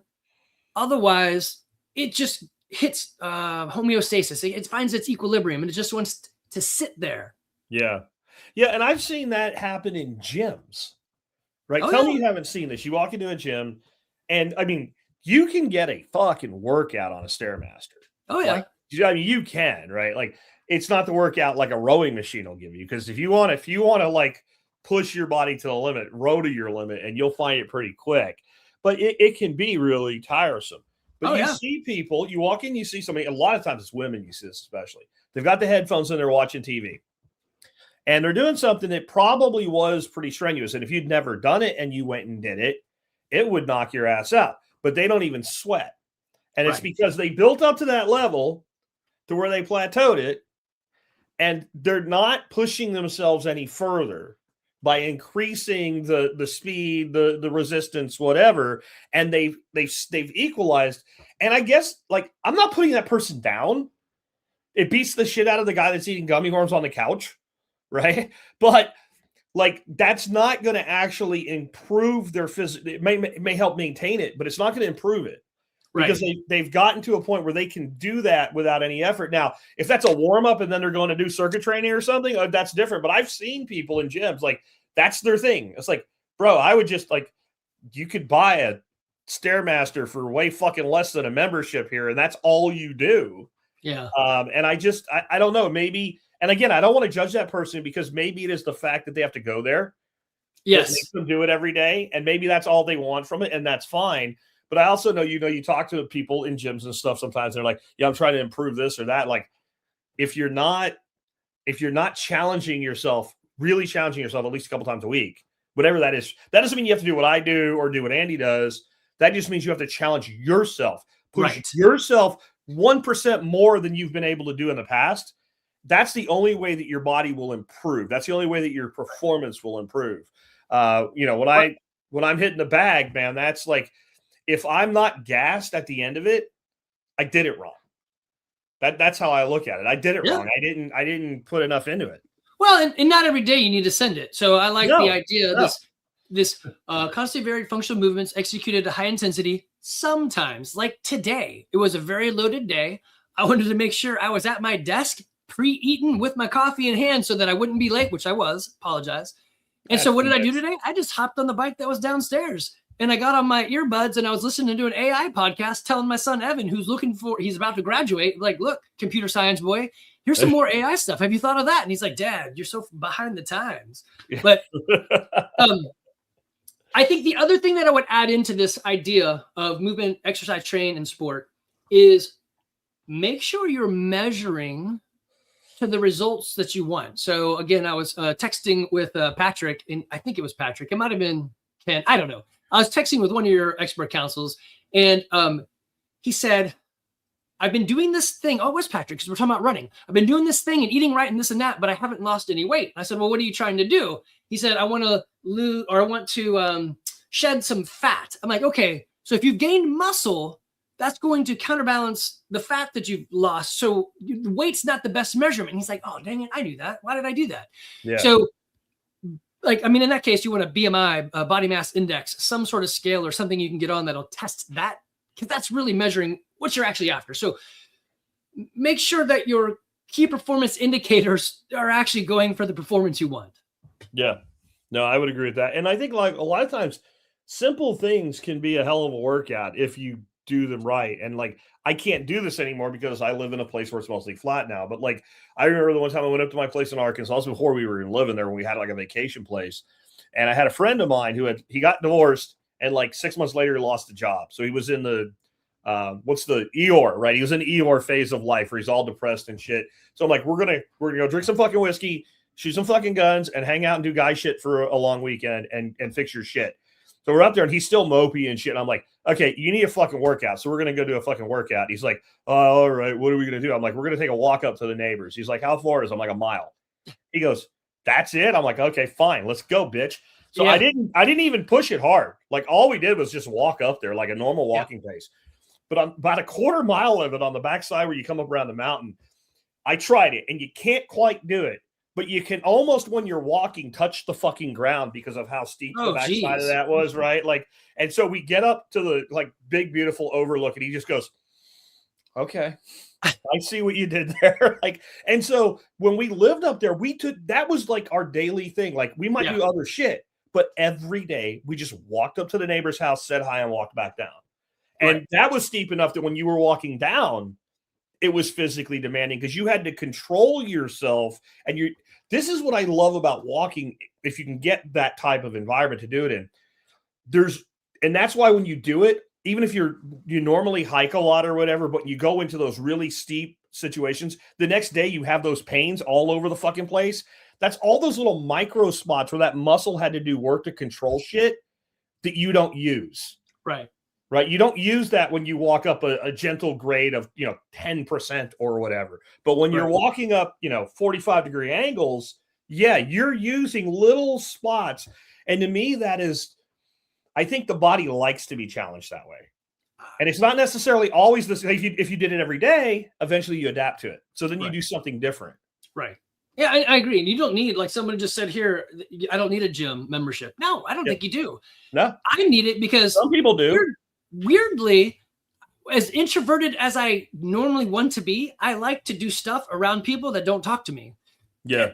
I don't explain it. I don't know. That's just me. I like to have camaraderie in the suck. And that's just me. I'll tell you when I needed a gym membership. When I worked a job, my commute was long. I was a father, and my kid was like in 8th grade. Yeah. Because when you get home, you don't have anything you don't have time to yourself. Right. And when you're getting up and you're leaving the house at 5 o'clock in the morning, you don't really have time to you say work out in the morning. What, at 3? Right. At some point I have to sleep. Right. Right. So the fact that there was a gym involved, that meant on the way home, I could stop there. Right. And all of the things that got in the way weren't there. Right. As I matured in my life out of that, now, yes, I'll work out at home. Like, that's not a problem. I think and now we have like a little farm, and like this time of year, I don't have to think about exercise. There's so much to be doing a lot. I need to think about exercise in June. Do you know why? Because if I can avoid working outside in June, I don't want to do it. It sucks out there. Last year I was out there. I swear to God, 2 hobbits came. They threw a ring in the backyard to get rid of it. That's how fucking hot it was, right? Like, so then I have to make myself do things early in the morning or late in the evening or in the house. Like, we have a gym upstairs, You've been here a bunch. I don't know if you've ever seen our setup upstairs. No, I've been inside. You know why? Because it's all shoved to the wall, and there's like 10 mattresses laid on the floor up there for staff to sleep and shit. That's why. Yeah. But we do a lot. Actually, I'll tell you, one of the machines we have I really like. I know it's kind of gimmicky and all, but a total gym. Oh, yeah. Like the one Chuck Norris recommends, where you're using basically body weight resistance on it. It's amazing the workout you can get on that machine. He actually just worked out, and the machine developed around him. Okay. That's what it was. He punched steel, and it turned into a total gym. Right. But it's a good machine. And I'll give you guys a secret if I got a super good deal on a brand new one. Okay. I don't know if this will work now because we bought this like pre-COVID. A lot of people were selling theirs. Like the one that is like an $1,800 machine. It's just one level below the ones they put in gyms like Andy's gym. Right. And they sell them used, and people sell them used super cheap. Well, if you buy a used one, you don't buy a new one. So what the company did is they started selling them for like $750 as refurbished. There's no such thing as a fucking refurbished total gym. That's not a thing. Shipping it back and forth alone. It comes in a box and parts. They did that just to pollute the used market. And I knew immediately that's what it was, because we used to do the same shit when I was in the computer testing industry. We would do these sales that were specifically when we would see the eBay, they called it the eBay factor, go too high on a certain unit. We'd put that unit on sale to quash that used market. So that can be used in a lot of places. That's just a bonus today. Let's keep going though. Let's talk about you like these epic adventures, man. Yeah. Races and challenges and events and stuff like that. Talk about that for a bit.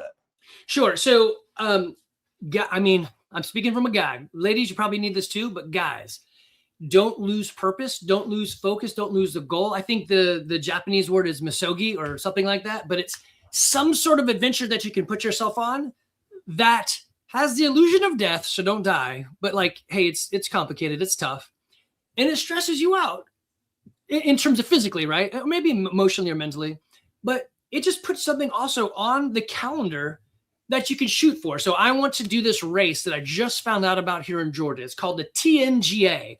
So it goes from South Carolina through some raunchy trails in Georgia over to South Carolina. That's my goal. So that's, I think, like the middle of August. So super hot. They couldn't have picked the worst time, but let's do it. And humid as shit there, too. Oh, yeah. I mean, that's Georgia, right? Even the devil, when he came down here to get that soul, he's like, nah, dog, it's Johnny, you win. Yeah. So that's what really happened. Oh, yeah. He's like, he's just like, I got to get out of here. Because the Devil's Riff was pretty good, actually. But anyway, So if you have this thing further out, then it's like any other goal you put out there. Now I can build off of that. So I've got this TNGA. It's a bike packing 370 miles. You have 10 days to complete it. Most people bail out. So I'm like, all right, I'm just going to try to plod along. The winners will finish in like 2 days or something. I won't win. I'm just going to try to complete. But now I can add in these other epic things. So I've been doing half marathon trail runs. Not something that I really enjoy doing. I could just go out and jog for 3 hours, but I hate it. But if I go with random people who, like, I met this guy, Harold, it was great. And we just talked as we tried to jog. And I learned about my body. My ankle around mile 8 hurts. I need to know that if I'm going to go do this other thing. My knee hurts around mile 8. All right, I need to know that.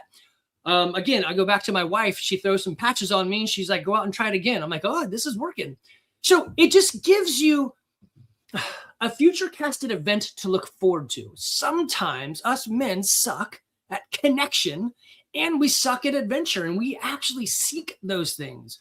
So in our gym, I cheat. I mean, I get to kind of like mold who we are. And so I throw out a lot of, hey, who wants to do this random stupid thing with me? And every once in a while I catch a big fish and they're like, all right, let's do it. So now I got people that I suffer with and that we're training together and we're doing these things, but it's creating, accidentally or by purpose, it's creating connection with a common goal in mind. I mean, stealing from the military, take the hill, right? Hey guys, let's work together to do something kind of gnarly. I mean, again, no death on the line. I don't really want to die. Yeah. But I like the idea that it's tough.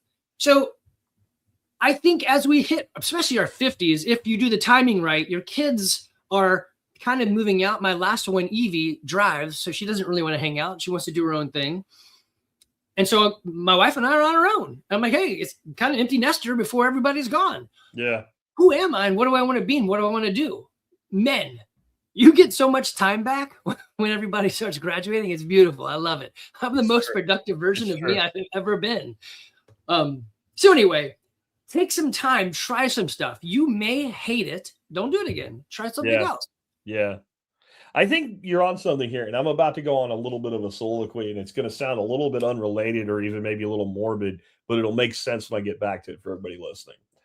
So one thing we could, like, using extremes to try to win an argument is usually a fallacy, but using extremes to understand something is usually valid.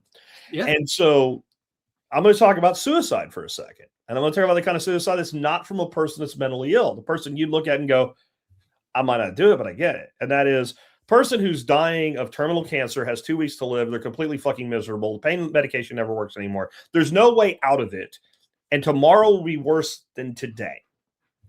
And that is the commonality in most suicides, is the person, whether they're right or wrong about it, feels that I am completely, remember Office Space?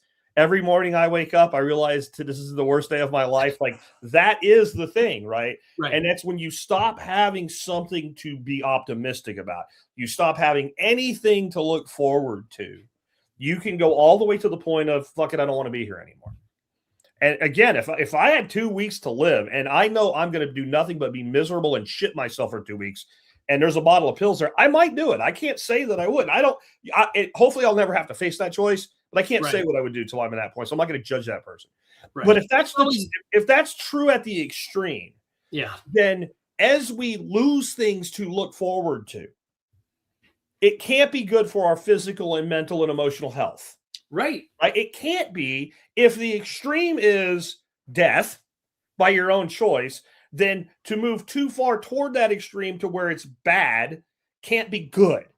And one of the things about your events and all, it gives you something to look forward to. And I've found that, like, I think one of the reasons people that have a little bit more money live longer in retirement is less the medical care, because poor people get all, especially once you're retired, you get all the medical care anyway, right? You get all the statins and you get all the high blood pressure medication.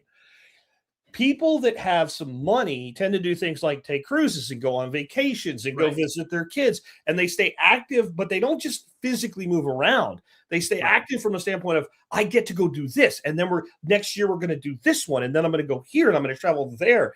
And I think that mental state, and I think when you start tying exercise to events, you're putting those two worlds together. So now I'm anticipating I am going to go do this thing in August in Georgia because I'm fucking Andy and I'm fucking retarded. So that's what I'm going to go do, and do this in the heat. But what does that also mean? One, you have something to look forward to, but two, you're not going to just do what you would do anyway now between now and August. Now you're going to start gearing up and training toward it. So that's going to have a physical impact and improvement. But at the same time, you are increasing the anticipation of the thing. That's it. So that has a mental, emotional, spiritual component to it as well. And when we talk holistic health, I think people lose that whole emotional, spiritual thing that goes along with it. Whether, I don't care if you're a diehard Christian or an atheist, you can still comprehend what I mean when I say spiritual there. Yeah.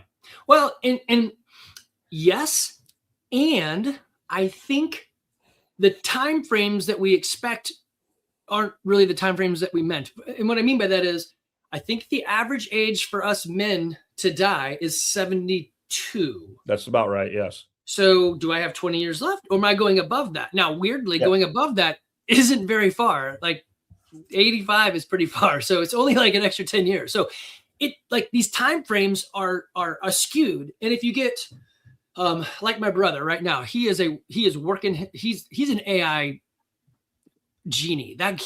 There's some stories I can tell you what he's doing with AI, and he's working a lot, and he's 53.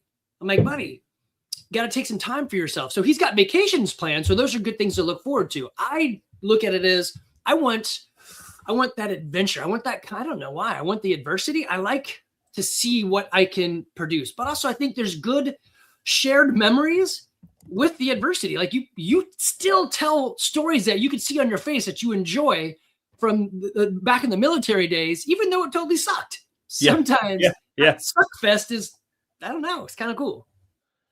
Yeah, and you there's a very big difference between making an age and being healthy in an age. He said that, or I've read on him, and this guy I'm about to mention, and he has a lot of physical problems from all the things he did as an actor, where he did his own stunts and shit. But when you look at a dude like Sylvester Stallone and you see the shape that dude's in, and he's 79, right? There's a big difference between that 79 and the 79 I remember my grandfather at. Yeah. It's night and day. My grandfather had black. I mean, I'm not picking on my grandpa. He had black lung, right? Worked in the coal mines half of his life, lived through the Great Depression of World War II. So you could do whatever you want after that, right? But when I look at, like, my grandfather would have been physically incapable of a day of Sylvester Stallone's life, apart from the physical, like the hard physical part of it, the working out and all. Just like as an actor, like running a schedule like that, my grandfather could have done that at 79. Right.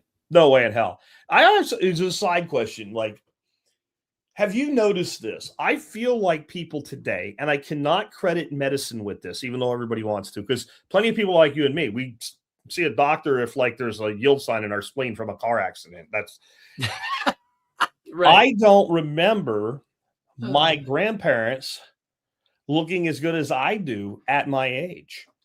No, yeah. And Facebook feeds me all these pictures like, hey, this is the new 60. I'm like, oh, damn, yeah. She's 60? Because she looks good, or he, or whatever. Yeah, I know there's some filters and shit and all, but just like when I'm walking around, as long as the person's not morbidly obese or something, right? Like when I just look at people today and what they look like at 55 to 65 and think about when I was a kid. And I know when you're a kid, you're somewhat distorted, but then I can find pictures. Right. And I'm going, or you look somebody up, you find out how old somebody is, right?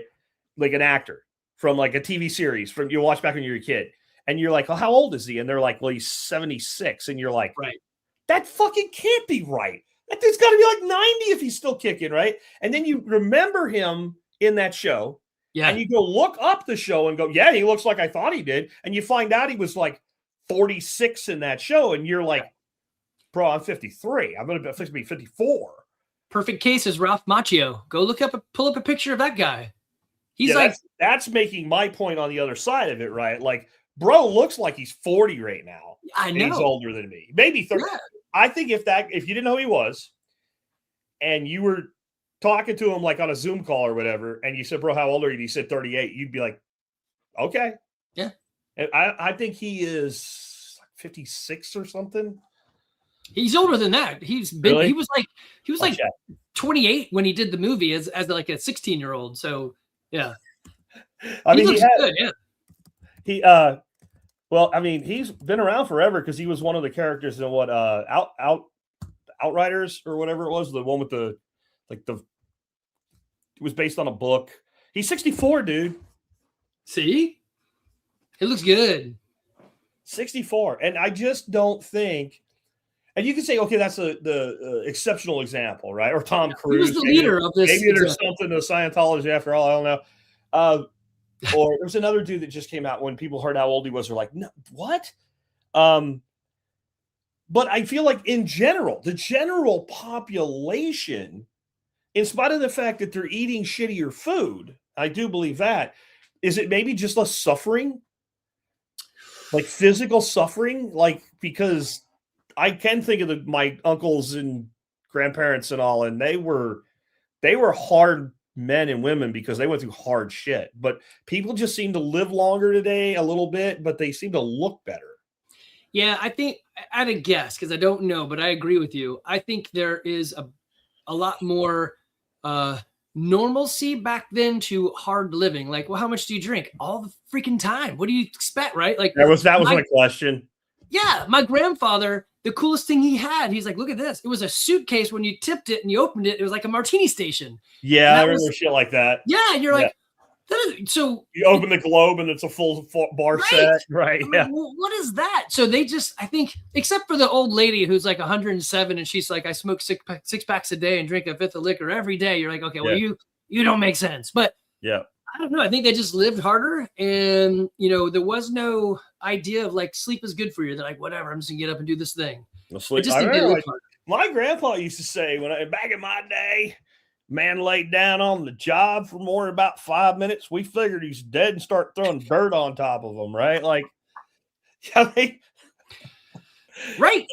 And I don't know exactly what it is. Level of admiration, but I also look at it like, yeah, but that's probably not a good way to be living. And like some of the shit those guys did, if you look like in the military and some of the industries and stuff, the things that men did, 50s, 60s, even into the 70s, like I remember watching this one show about these guys like diving in these oil tanks and shit, or fuel tanks or some shit to fix stuff. They would just keep their eyes closed and be down there for like 30 seconds under that shit. And then they come out and they just like hose them off with a fire hose or some shit. No like actual remove, like that can't be good.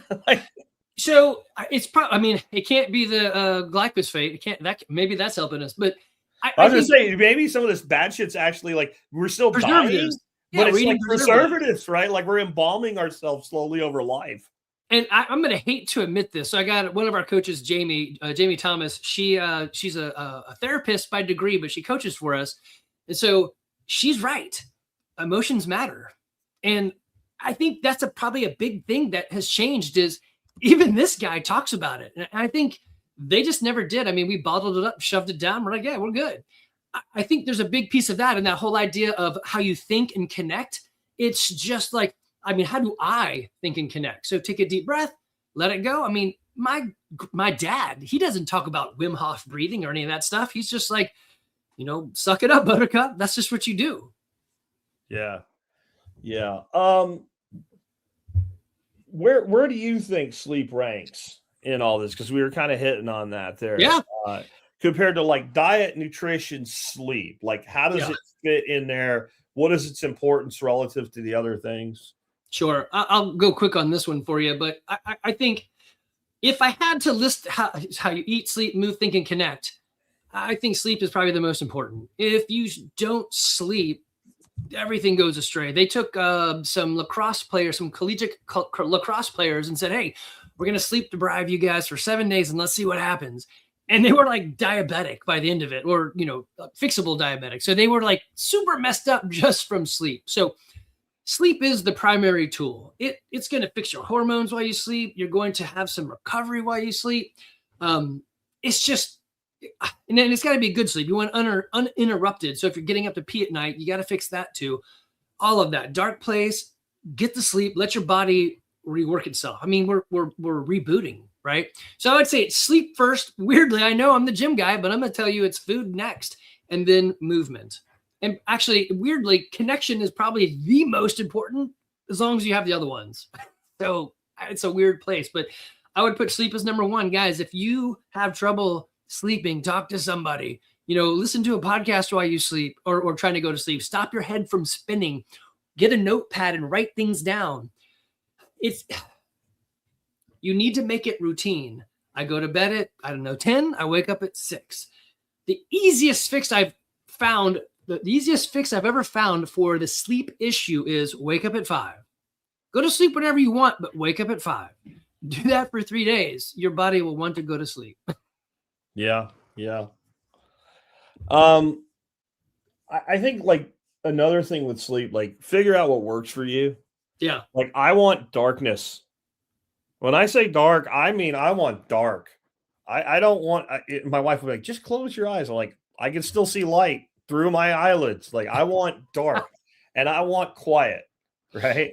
And then there's some people, they actually like a little bit of like maybe some white noise or light music or something. What makes you sleep is what's important, I would say. And then the physical structure of the body. Like I'm a side sleeper, so I want my pillows to hold my head so my neck is straight. I don't want this and I don't want that, right? I want a nice, and if I don't do that, then when I wake up in the morning, I'm like, oh, that's why that's important, because that hurts. And I guess, the other thing is like various forms of sleep apnea. A lot of people are using CPAPs and stuff, and I've seen at least some people that have been able to replace that monstrosity with something as simple as like a mouthpiece, like Pure Sleep or something. Because what they really is they snore. So if you're snoring, the problem with that is you're not breathing well. Right. And a $50 mouthpiece that's got no power to it will fix that problem. Not for everybody, but for some people. Like figure out the things that will give you a full, restful, nice sleep.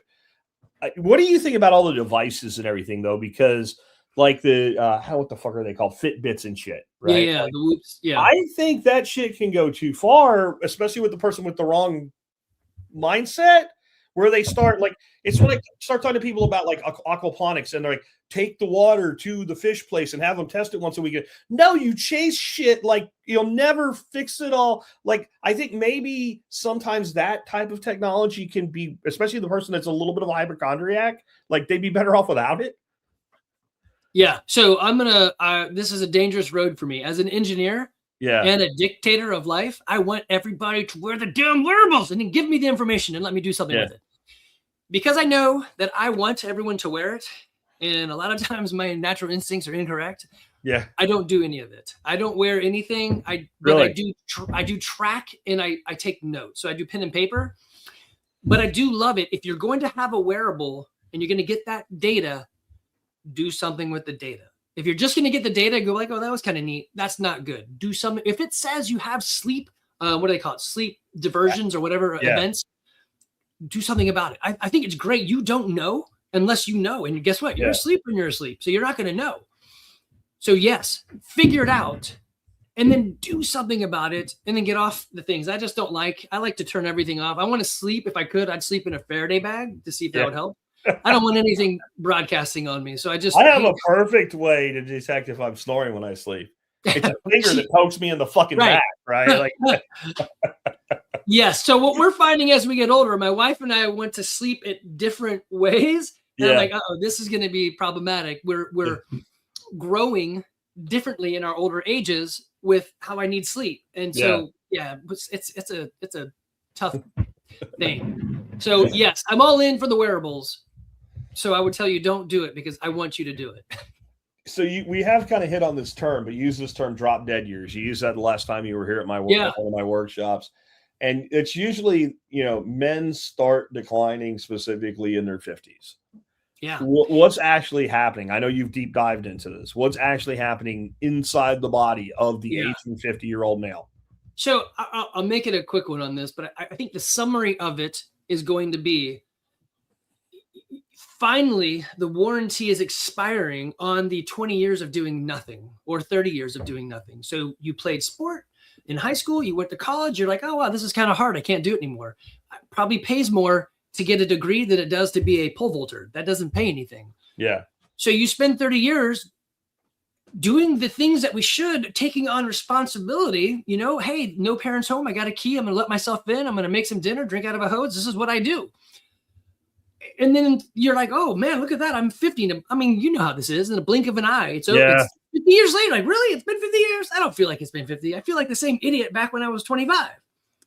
And so I think your body finally says, hey, I've adapted to this new lifestyle and it's not what you intended, but this is where we are. And it catches up to you. So I don't think it's hard to undo it. I'm sorry. I don't think it's complicated, but I think you need to work to undo that long nothing damage. The nothing caught up to you. The never ending story. The nothing got you. So you need to watch out for that. I think the bigger problem though with people on like the retirement side is that they've lost that mission. So if you aren't starting to replace that in your 50s, I mean, what is it, like 50 or 60 or 70, somewhere in there, you're going to start wanting to retire. Yeah. You are not developing the other thing. Then the kind of the passion and the purpose goes away and you start to wax and wane. Like, why am I even, what's going on? Why do I even wake up? Yeah. Yeah. I think there is some of that, like, especially like as people mature in their career and they kind of like, if you're not going to be the CEO and you're like a director or a VP or, some higher level manager. And that's like, okay, that's your pinnacle. That's what you're going to do. Right. And maybe they'll let you do that till you're 65 or whatever. But when you're 58 and I got 7 years left, this is it. This is it. Yeah. And you're thinking of retirement, well, whatever it is for you that's recreational, but you're not actually planning. You're back to that thing we were saying earlier about why the events and all, because you have something to look forward to.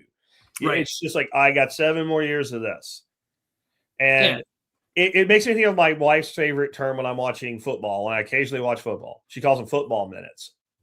Right. So like what she means by that, she goes, how long's left in this game? I'm like, oh, not long, like 2.5 minutes. And she goes, 2.5 football minutes. Right. Because those 2.5 minutes drag. Right. And that, if you've ever actually been at a game instead of watching it at your house, even with all those timeouts and trying to manage the clock, it's still quick.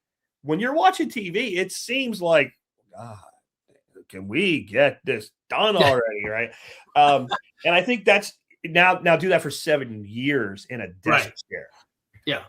And I think there's like an internal rot going on there. And it may not be a physical rot, but it's like a spiritual rot. Right. Like my life doesn't really matter. If I don't come to work, nothing's going to fucking happen. They're going to promote that kid I yell at all the time. He'll do the job just as good as me. And this place will but I'm going to be for another 7 years because I need money.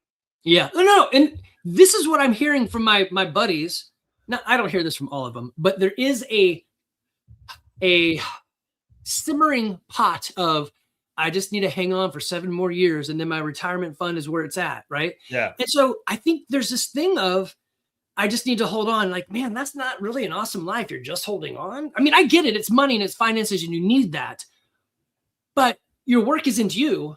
Well, unless it's, your work is you in a lot of cases. This whole survival podcast is an expression of you, right? This gym is an expression of me. And if they don't put something in there, which we get to 50 and things go weird. You got your kids moving out. Sometimes there's marital stress. Sometimes 50% of the time there's marital issues, right? Yeah. It's just a combination of things. And they're like, hey, I could just replace you with a kid out of college that knows AI and he can do your job better. You're like, I don't know. Can they? Maybe they can. But 50s is when a lot of guys replace their wife with a redhead and a red convertible, And that never works out well.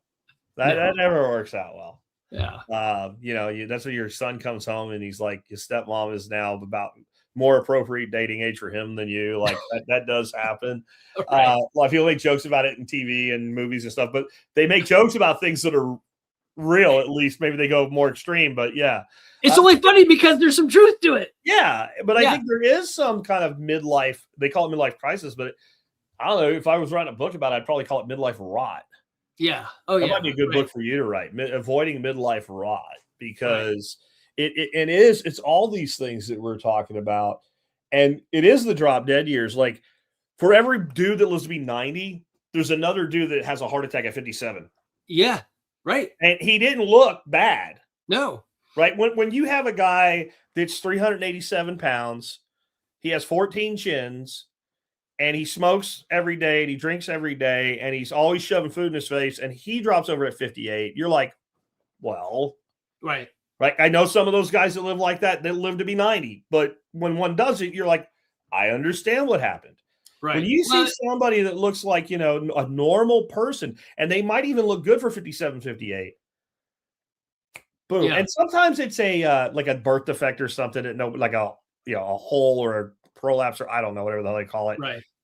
Like what's his name died of like an aneurysm.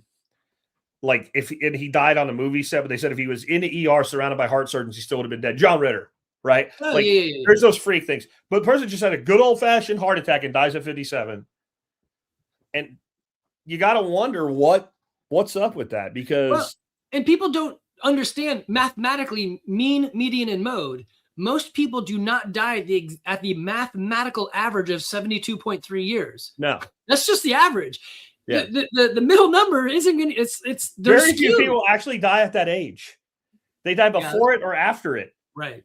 That's how you get an average, right? That's how you get it. And that's, I don't know if I ever talked to you about this before, but this whole myth of longevity that we have now that we didn't used to have, it's based on that and zeros.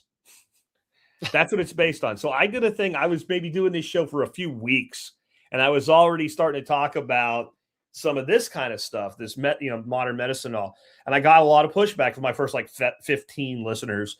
And that was basically, we live longer. And I'm like, but do we? Right. So I went and I looked up every single person that signed the Declaration of Independence and how old they were when they died. And I put them into a spreadsheet. And so they were all males and they were all white guys. So I used the CDC numbers for average age of a white male in America today. They were rich or whatever. It didn't matter. All it meant is they had a house and food. You have a house and food. You have it better than they indoor plumbing. Relax, right? You know, the average age of death for our founders that signed the Declaration of Independence was 72.1 years of age. At the time, according to the CDC, for white men in America, it was 72.8. We didn't gain a year. So I see what you're saying. And so everybody thought everybody died in their 40s back then. Nobody died in their 40s. No, but a lot of people died when they were 1 day old, right, as they were being born, or between like 2 years and 10 years from smallpox or what have you. And if you made it through that, you lived about the same as we live now. Right. And that changed a lot for me when I did that, because I kind of knew that. But when I actually looked at the number, I'm like, well, shit. Well, shit, we gained 0.6 of a year in 200 years, and all this shit and all this medicine and all this everything. Like, and it was because people just didn't die super young anymore. Yeah.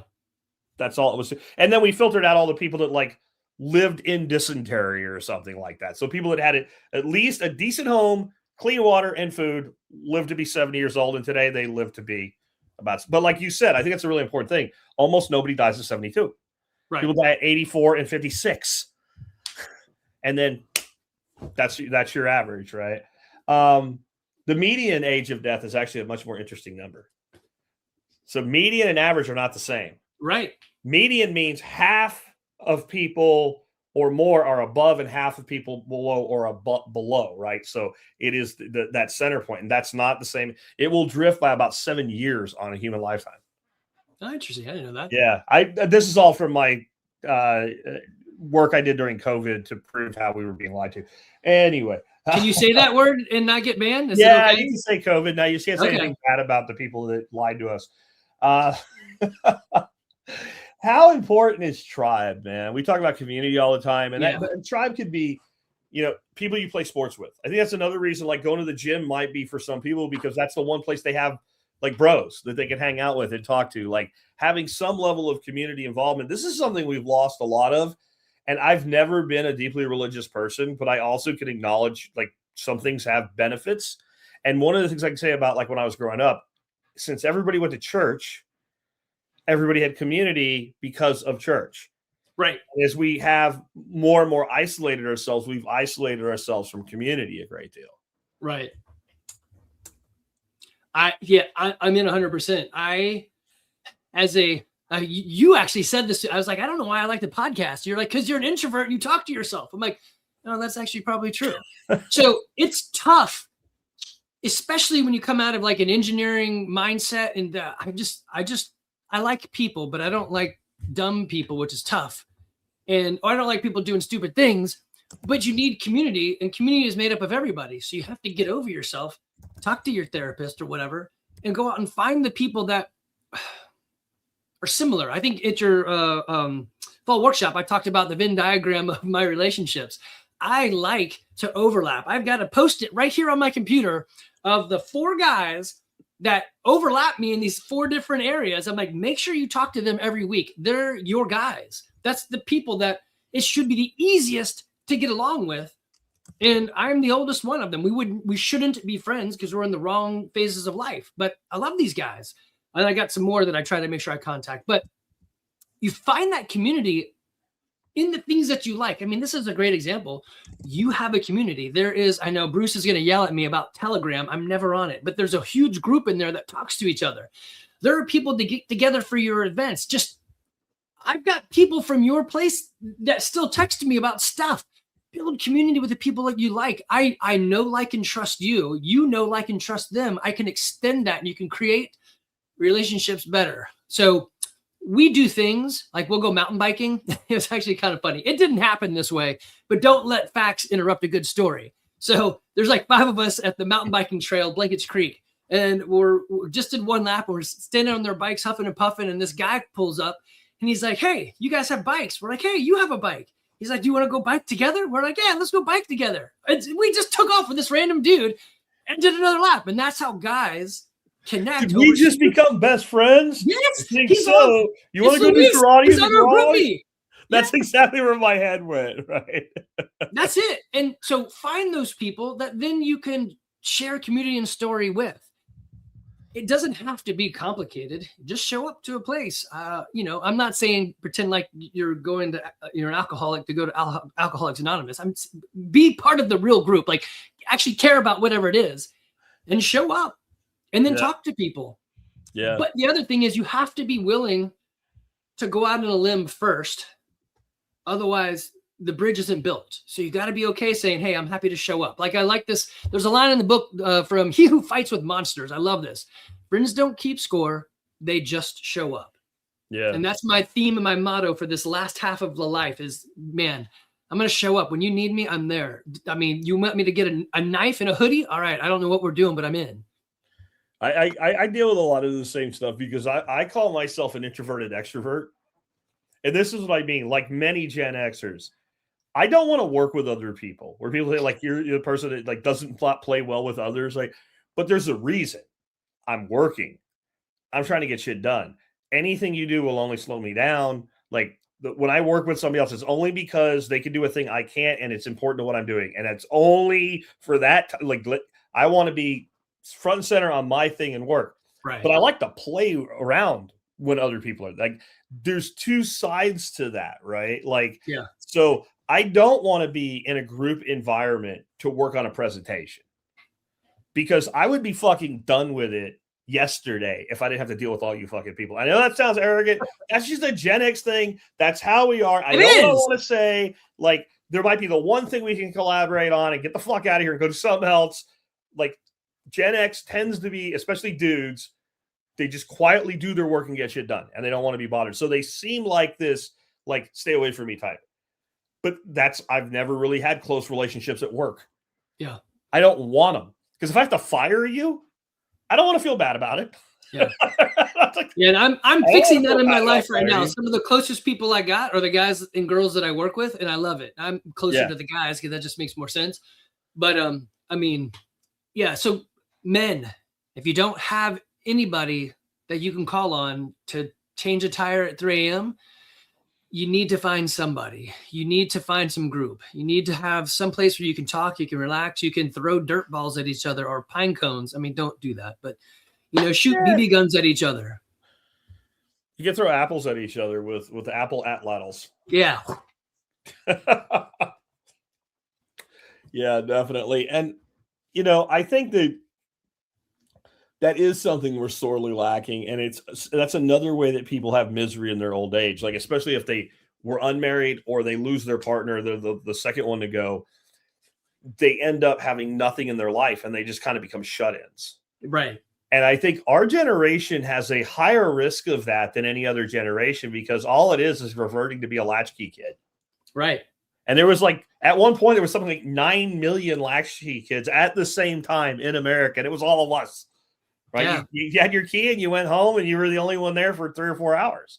Yeah. Oh, we hung out and did stuff. I don't know. Yeah. It's, if we wanted to do that with our friends, we couldn't FaceTime it. We had to go to their house. True. That was what got us out of our house, was going to our friend's house. If somebody did have a stay-at-home mom, that was the last fucking house you went to, unless it was snack time. Yeah, right. Yeah. Unless then you blew in and blew out. But like where you hung out was whoever's parents worked the latest. That's the house you hung out in because you could get away with everything. Right. But there is something that we were comfortable being alone. And I think that can be I think you need to learn to be comfortable being alone. But I think anything can go too far. Like, it's not good to be alone all the time. Right. I think even the Bible, like in the beginning, when God made it Eve, he saw that it was not good for a man to be alone.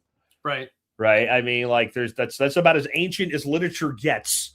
That concept is that old, that it is not good for somebody to be alone. And every society is built on kind of like that, family, tribe, village, town, city, state. Like, that's just the hierarchy that humans have developed. And I think it's just because that's who we are. And I think maybe if we could stop short of the state, we might be a little better off. But that's neither here nor there, I guess. Well, an easy one for you guys is go on Facebook and look for like the chicken group of your county. Just put in I did Cherokee chicken people, and it's there. Yeah. You guys will meet people that you're like, oh, I really like you, and I don't even know you. Yeah, pick something you like to do and get your local community college CEU class catalog. Like, if you always wanted to be a better photographer, take a photography class. Yeah.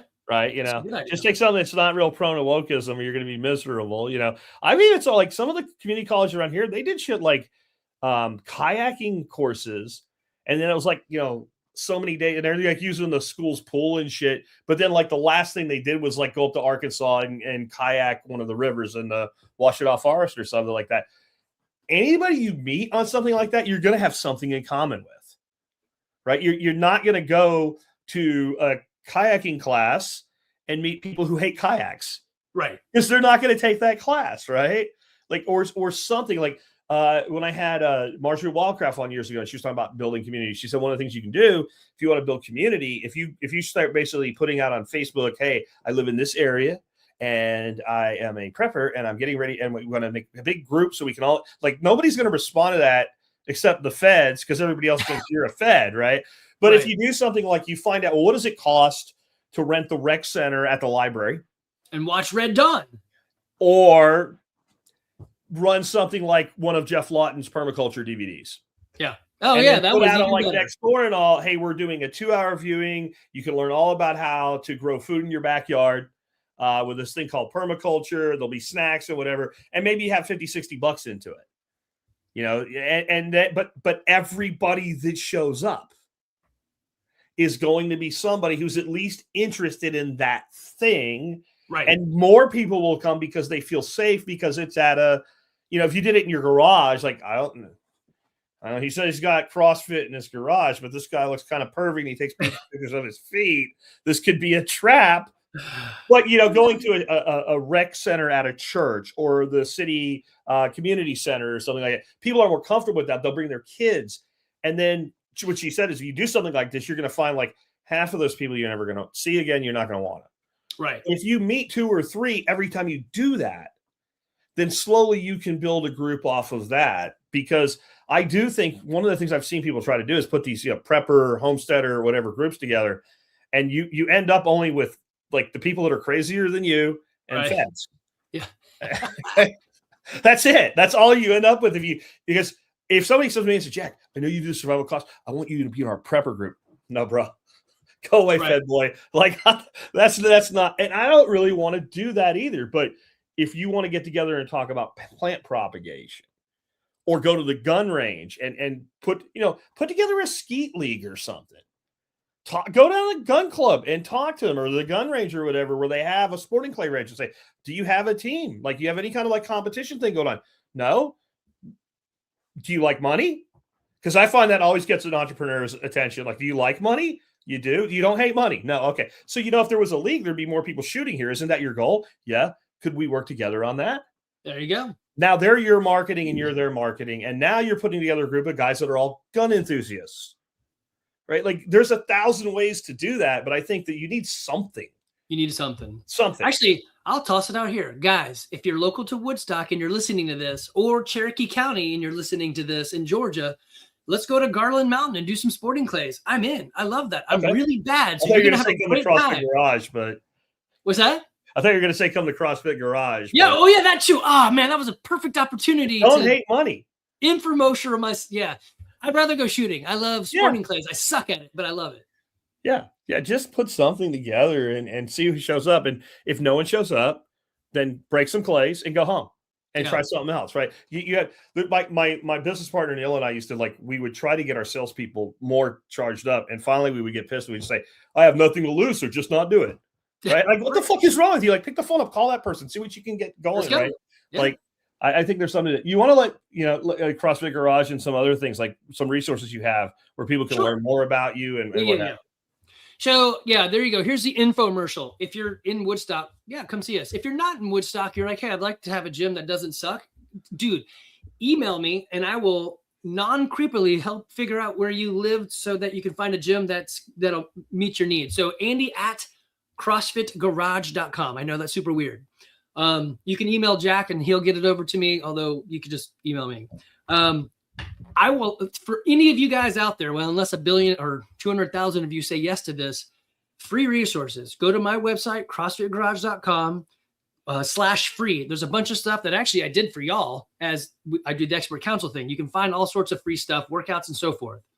I will also help you for free. If you log your food for 2 weeks, I'll help you for an hour for free. Basically, though, here's the thing. When you log your food for 2 weeks, you're going to see the dumb stuff you do, and you won't need me.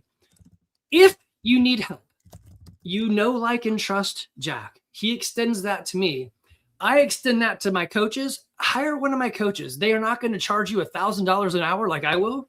So I got Coach Jamie. She's got Fox Oak Counseling. She's a therapist. She's awesome. Jennifer with Inked Barbell. Josiah, he does a lot of cool stuff, especially dudes. If you suck at fashion, he will help you there. Coach Matt, he's like 6'9". So if you've got a basketball kid and he's not doing well or she's not doing well, this guy is going to rock you. If you're interested in those patches that my wife is into, let me know. I'll hook you up. Guys, I want you to succeed. If you want to know what my brother and my son are doing on AI, my brother is the Wizard of Oz. And my son is Mufasa. He's about to kill the lion. He's going to crush it in AI. I'll tell you what they're up to and what the world is doing. So I do have a podcast, Fitness, Food, and Finance. You can listen to that sort of stuff there. On YouTube, it's just at Andy McCann 42, because back in 2008, I didn't know what I was naming, and I just named it after me. And then, of course, 42 is the answer to life, the universe, and everything. So, I'm here for you. Community. I love this community. I love showing up. I love doing the stuff. And man, who doesn't like people who are self-reliant? This is awesome. Well, right now I've got up a thing that says last call for questions on the little marquee. And I'm just going to share with you guys why. So I typed a bunch of different versions of last call for questions in, and YouTube blocked every one of them as potential spam, even though I own the channel. They blocked last call for questions, last call to ask questions, last chance to ask questions, one more call for questions. If you have questions, post them now, and questions, let us know, last chance at it. All of those were blocked and flagged as dangerous by the geniuses that run YouTube. See why I don't? This is part of why we have trust issues, Andy. I think Gen X, we have a lot of trust issues. They told us shit like if we turn the light on in the car, the cops were going to take us to jail, right? The dome light. And, when the ice cream truck rang the bell, it meant they were out of ice cream. Yeah, we have trust issues, right? Anyway, let's take some questions. Anyway, if you do have a question, get it in quick because this will be the last call. I got 3 here and one's not even for Andy. Question for me, Jack, how do I find your store where the grow lights that you recommend are and you get credit? That would be tspaz.com. We'll talk about that more in just a bit. But if you want to find any of my product recommendations, you just go to tspaz.com. It just redirects to a page on my website, and you can, do your shopping starting from there. But just a little bit down, there's all the categories. And so with lights, you would click on lighting, right? And you click on lights, and then you would be able to find that. And all the stuff I've reviewed over the years is always on that page. So since you asked, I'll give you an answer to it. Next question is from Ace. He says, I'm fit and in my 60s. I do push-ups and do 25 PD free weights twice a day. Problem is eating enough protein. Goal is a firm chest and a six-pack. Tips. Okay. So if your goal is a six-pack, it's all in what you eat. Everyone's got muscles underneath that stuff, but you have to convince your body to, one, that there's no famine and it's okay to burn that fat. So sometimes, I know this is going to sound bad, you're like, hey, what are my calorie count at? Most guys should be somewhere in the 2400s. If you drop too far down in your calories, your body starts shutting things off. So it may be a scenario where you might need to eat more. I don't know. You said your protein count. Well, that's not really going to be abs in your stomach. It's going to be the weight, right? You need to work on weight. So it's a kind of a shredding thing. Chest. I mean, obviously you're going to go with some basic push-ups. You can do probably deficit. If you got dumbbells, put them on the ground and do a deficit push-up. The wider your arms, your elbows go, the more chest you're impacting. The more narrow your elbows go, the more tricep you're hitting. So go wide and deficit, and that should help out some. And I don't know how you'd feel about this. I'd say that if you want to work on your chest, like a lot of guys do a lot of bench pressing. Yeah. Incline and decline as well. Oh, yeah. Well, I was just saying, dumbbells. Part of the pec that you're working the same part of the pec along with the triceps and everything else on a flat bench. And a lot of people do flat and incline. I see very few people do decline. And I get it because it feels kind of weird. Yeah. The first, like, it's not the upside down thing. It's just when you push that bar and you're pushing it, like, it's just weird. It's like you're pushing it like towards the ground, but it's going up. I don't know. Like, it's weird, but it works a totally different part of the chest muscle. I have found that one. You'll like this. I need to find the pictures next time you're here. When I was 19 in the Army and we were in Honduras, we didn't have a gym. So me and my buddy, this guy named Timberlake, we built our own weight bench and weights. That's not dangerous. We made our plates by taking a garbage can, like a little metal garbage can, and we put it on 1-inch steel plate, and we drew a circle with chalk, and we cut it out with a torch, and we cut a hole in the middle. It was mostly balanced. And then we turned the can over to the bottom side to make smaller plates. So we made our plates out of that. And then we took a bar that was about the right diameter. We put a piece of smaller bar inside it, welded the end shut, and we welded 2 giant nuts on for collars. And then we took scrap plywood and we built a bench, and that bench did incline, decline, and flat. And we even built a bar holder for it. But you needed someone to help you with it because it went like back like this into the wood, right? But it worked. And we were able to work out there. So that's just a fun story. And let's take away anybody's bullshit excuse about why they can't work out. You can get creative on this stuff. Yeah. Yeah. We also set up pull-up bars. And because the dirt was like talcum powder, even putting the 4x4s down in the ground like 2 feet, they wobbled. So we had to put all these stabilizers on them, and we ended up turning one of them. We had like a 45-degree angle going down to the ground, and then 2 from each other side coming up, and it was perfect. We put a cross member there, and then you could lay on that with your feet locked into the 2 side ones and do like 45-degree angle upward sit-ups. And so you work out more when you're bored, I guess.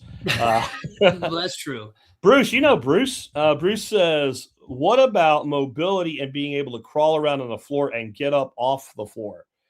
That's actually really important.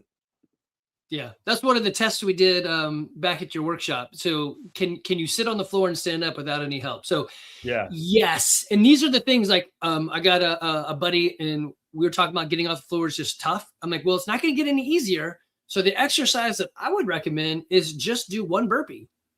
And then when 1, it seems like, okay, I can do that, go to 2, right? 2. So super important to reclaim and keep the stuff that you have so that you can stay independent. And I think this would be late in the game to start if you're 50 or 60 years old now, though anybody can do anything at any time if they really want to. But I think one of the things that would help people when they're young, if they were looking ahead, is take martial arts. Oh, you're going to learn how to get off the fucking ground, right? Yeah. And there's ways to do it. Like I can, even at my age, I can still get up off the ground without my hands from my flat back. But if I didn't know how to do that, right. Even when I was 30, I wouldn't be able to do it at 30 if I didn't know how to do that. Right? Sometimes it's a circus trick. You got to know if you know the trick, you're in. Well, you basically, it's like a hurdler stretch with your foot underneath, and when you rock forward, that leg is there, and you come off the side of the foot, and you can come straight up. And like if you practice that, you'll be able to do it. But what do you say, Andy? If you don't do a thing long enough, your body's like, I guess we don't do that anymore. So if you don't occasionally get down on the floor and get up, then your body's like, I guess I don't need to do that anymore. And I think like my wife would always talk about how the guy she was married to first, her mother-in-law versus her mother, and how both of those women were as they aged. And her first husband's mom, the mother-in-law, her doctor always told her, take it easy, take it easy, take it easy. And her mom, it was always, if I quit, I'm done. Right. And one aged much better than the other. Yeah. And I'll tell you that Dorothy's mom, she got hit with liver cancer, and that's just liver and pancreatic. And that's just a death sentence. Had that not happened, she might still be around. She'd be damn near 100.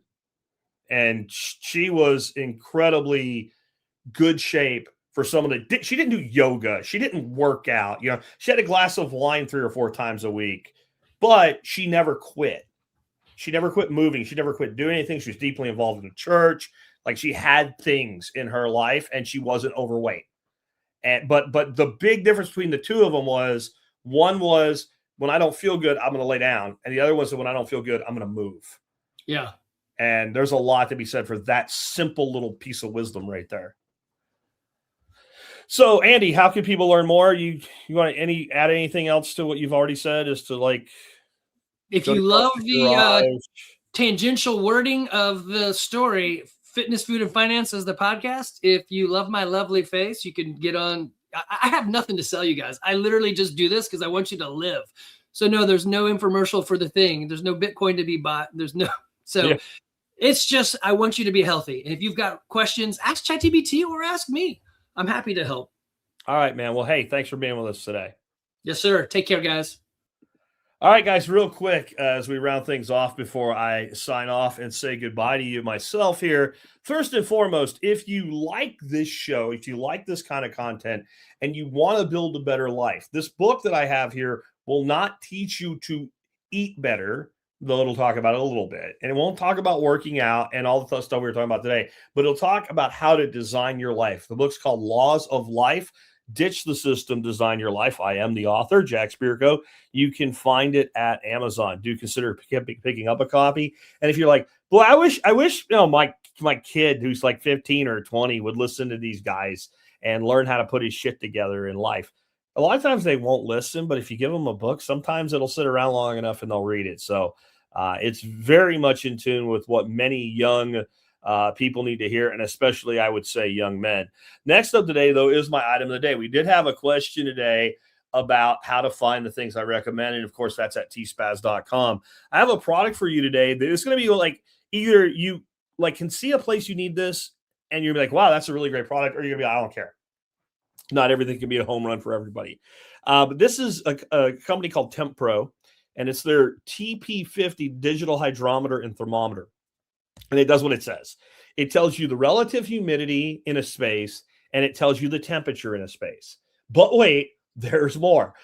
It also keeps a record of what was the lowest humidity and highest humidity and lowest temperature and highest humidity. And here's the thing. since the last reset to zero it out. So this thing could not be simpler to use. A lot of times when people see a sensor device like this, they think like you got a computer program or something. It doesn't do anything special. It's got one button only. And if you push the button once, it changes between centigrade and Fahrenheit. That's it. If you hold the button down, that memory I just talked about is reset. So if you wanted to know every morning what the highest and lowest temperature in an area and highest and lowest humidity in an area was, you'd reset it, let's say 8 o'clock in the morning every morning. And then that morning when you came in, you record those numbers somehow and then reset it again. Or you could do it by the week or however long you want, which is really a great way to do it. I got this because I needed something in my garage because I have this brand new plant starting system. And I'm starting to do videos on the system itself. And so today I did a video on that system. Like, why don't you actually write up the little sensor as well? I built a really cool thing you guys might want to check out. I took a 55-gallon fish tank that is heated, and I built a kind of makeshift greenhouse around it. And then I also have a shelf system with plant lights, like the person asked about earlier, where I'm starting all my seeds. And they're all in the common little greenhouse thing together. And that means while that's closed up, that warm water in that heated 55-gallon fish tank evaporates into there. It raises the humidity and, of course, keeps the temperature more stable. And so it's a really cool application of this tool, but there's a lot of other applications for this. Again, this is not something that plugs into a network. This is not something that does any of that stuff. It's very, very simplistic. But here's the deal. Super cheap. 3 of them for $28. Which for my project was perfect because I put one in the main area right over the fish tank, one in the area that is on the plant shelf, and then one outside of that system so I could see a control versus reality. And it showed me things like the temperatures on average about 10 to 20 degrees higher inside the system, and the humidity is about 15 to 25% higher most of the time inside the system. So it told me that it's actually doing what I built it to do and how well it's doing that. And so that's one application. But again, it's by a company called Temp Pro. You get a 3-pack of these for $28. And if you're thinking, but I wouldn't mind having one of those. I don't need 3 of them. You can buy one. One's $10. So they're a little bit cheaper if you buy a 3-pack. It's also one of those weird items. I'm just going to point this out and because it's something you need to know. In a lot of situations, it is one of those products that is not always a discount to buy a multi-pack. The 3-pack is a discount over the one. If you buy 2 of them, they cost about $11 a piece. So I'm just telling you that for general information. Whenever you're buying stuff like on Amazon and whatever, don't assume because I need 10 of them. If I buy the 10-pack, I'm going to get the best price per unit. If you care about things like that, just take a look. Sometimes quantity 10-1 doesn't make any sense, but sometimes it costs less. Sometimes that's because items are on sale and what have you. Anyway, John Dowie says he uses these exact ones. That's interesting. Around his grow room. For those who don't know John, he is a guy that grows microgreens. And so knowing that information is actually really important to his work, especially with some of them, because some of them, when it gets too humid, you get all kinds of problems. And one little tray of microgreens might be several $100s worth of product. I used to joke with John when he started up, telling him, it sounds like you sell drugs, man. It really does. You talk about by the gram and shit like that. Anyway, appreciate everybody tuning in today. We have made it through another week of our live stream shows. We do 3 of those a week. And Thursdays, we do an expert council Q&A show. I believe tomorrow you'll get an answer from Andy among some other members of the council and a standalone for me. But because of the way I do that show, cobbling it together, I do not do a live stream for it because you guys send me questions. I send them to the council. They send me a recording. It's just way easier to make that one audio only and put it out on all the podcast services. Thanks for tuning in today. And hey, if you want all of the resources Andy talked about, if you want to learn anything more about this show and the work that we do and what have you, and you're watching this video, right down in the video notes, in the first little paragraph, there's a link. It'll go over to my website. It'll go to the page for this episode. If we're still live and you click it right now this minute while we're live, it won't work because we're not quite done yet.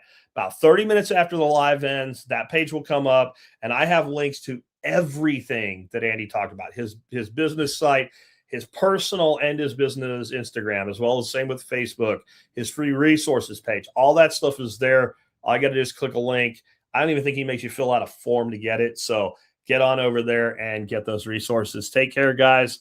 I will catch you tomorrow.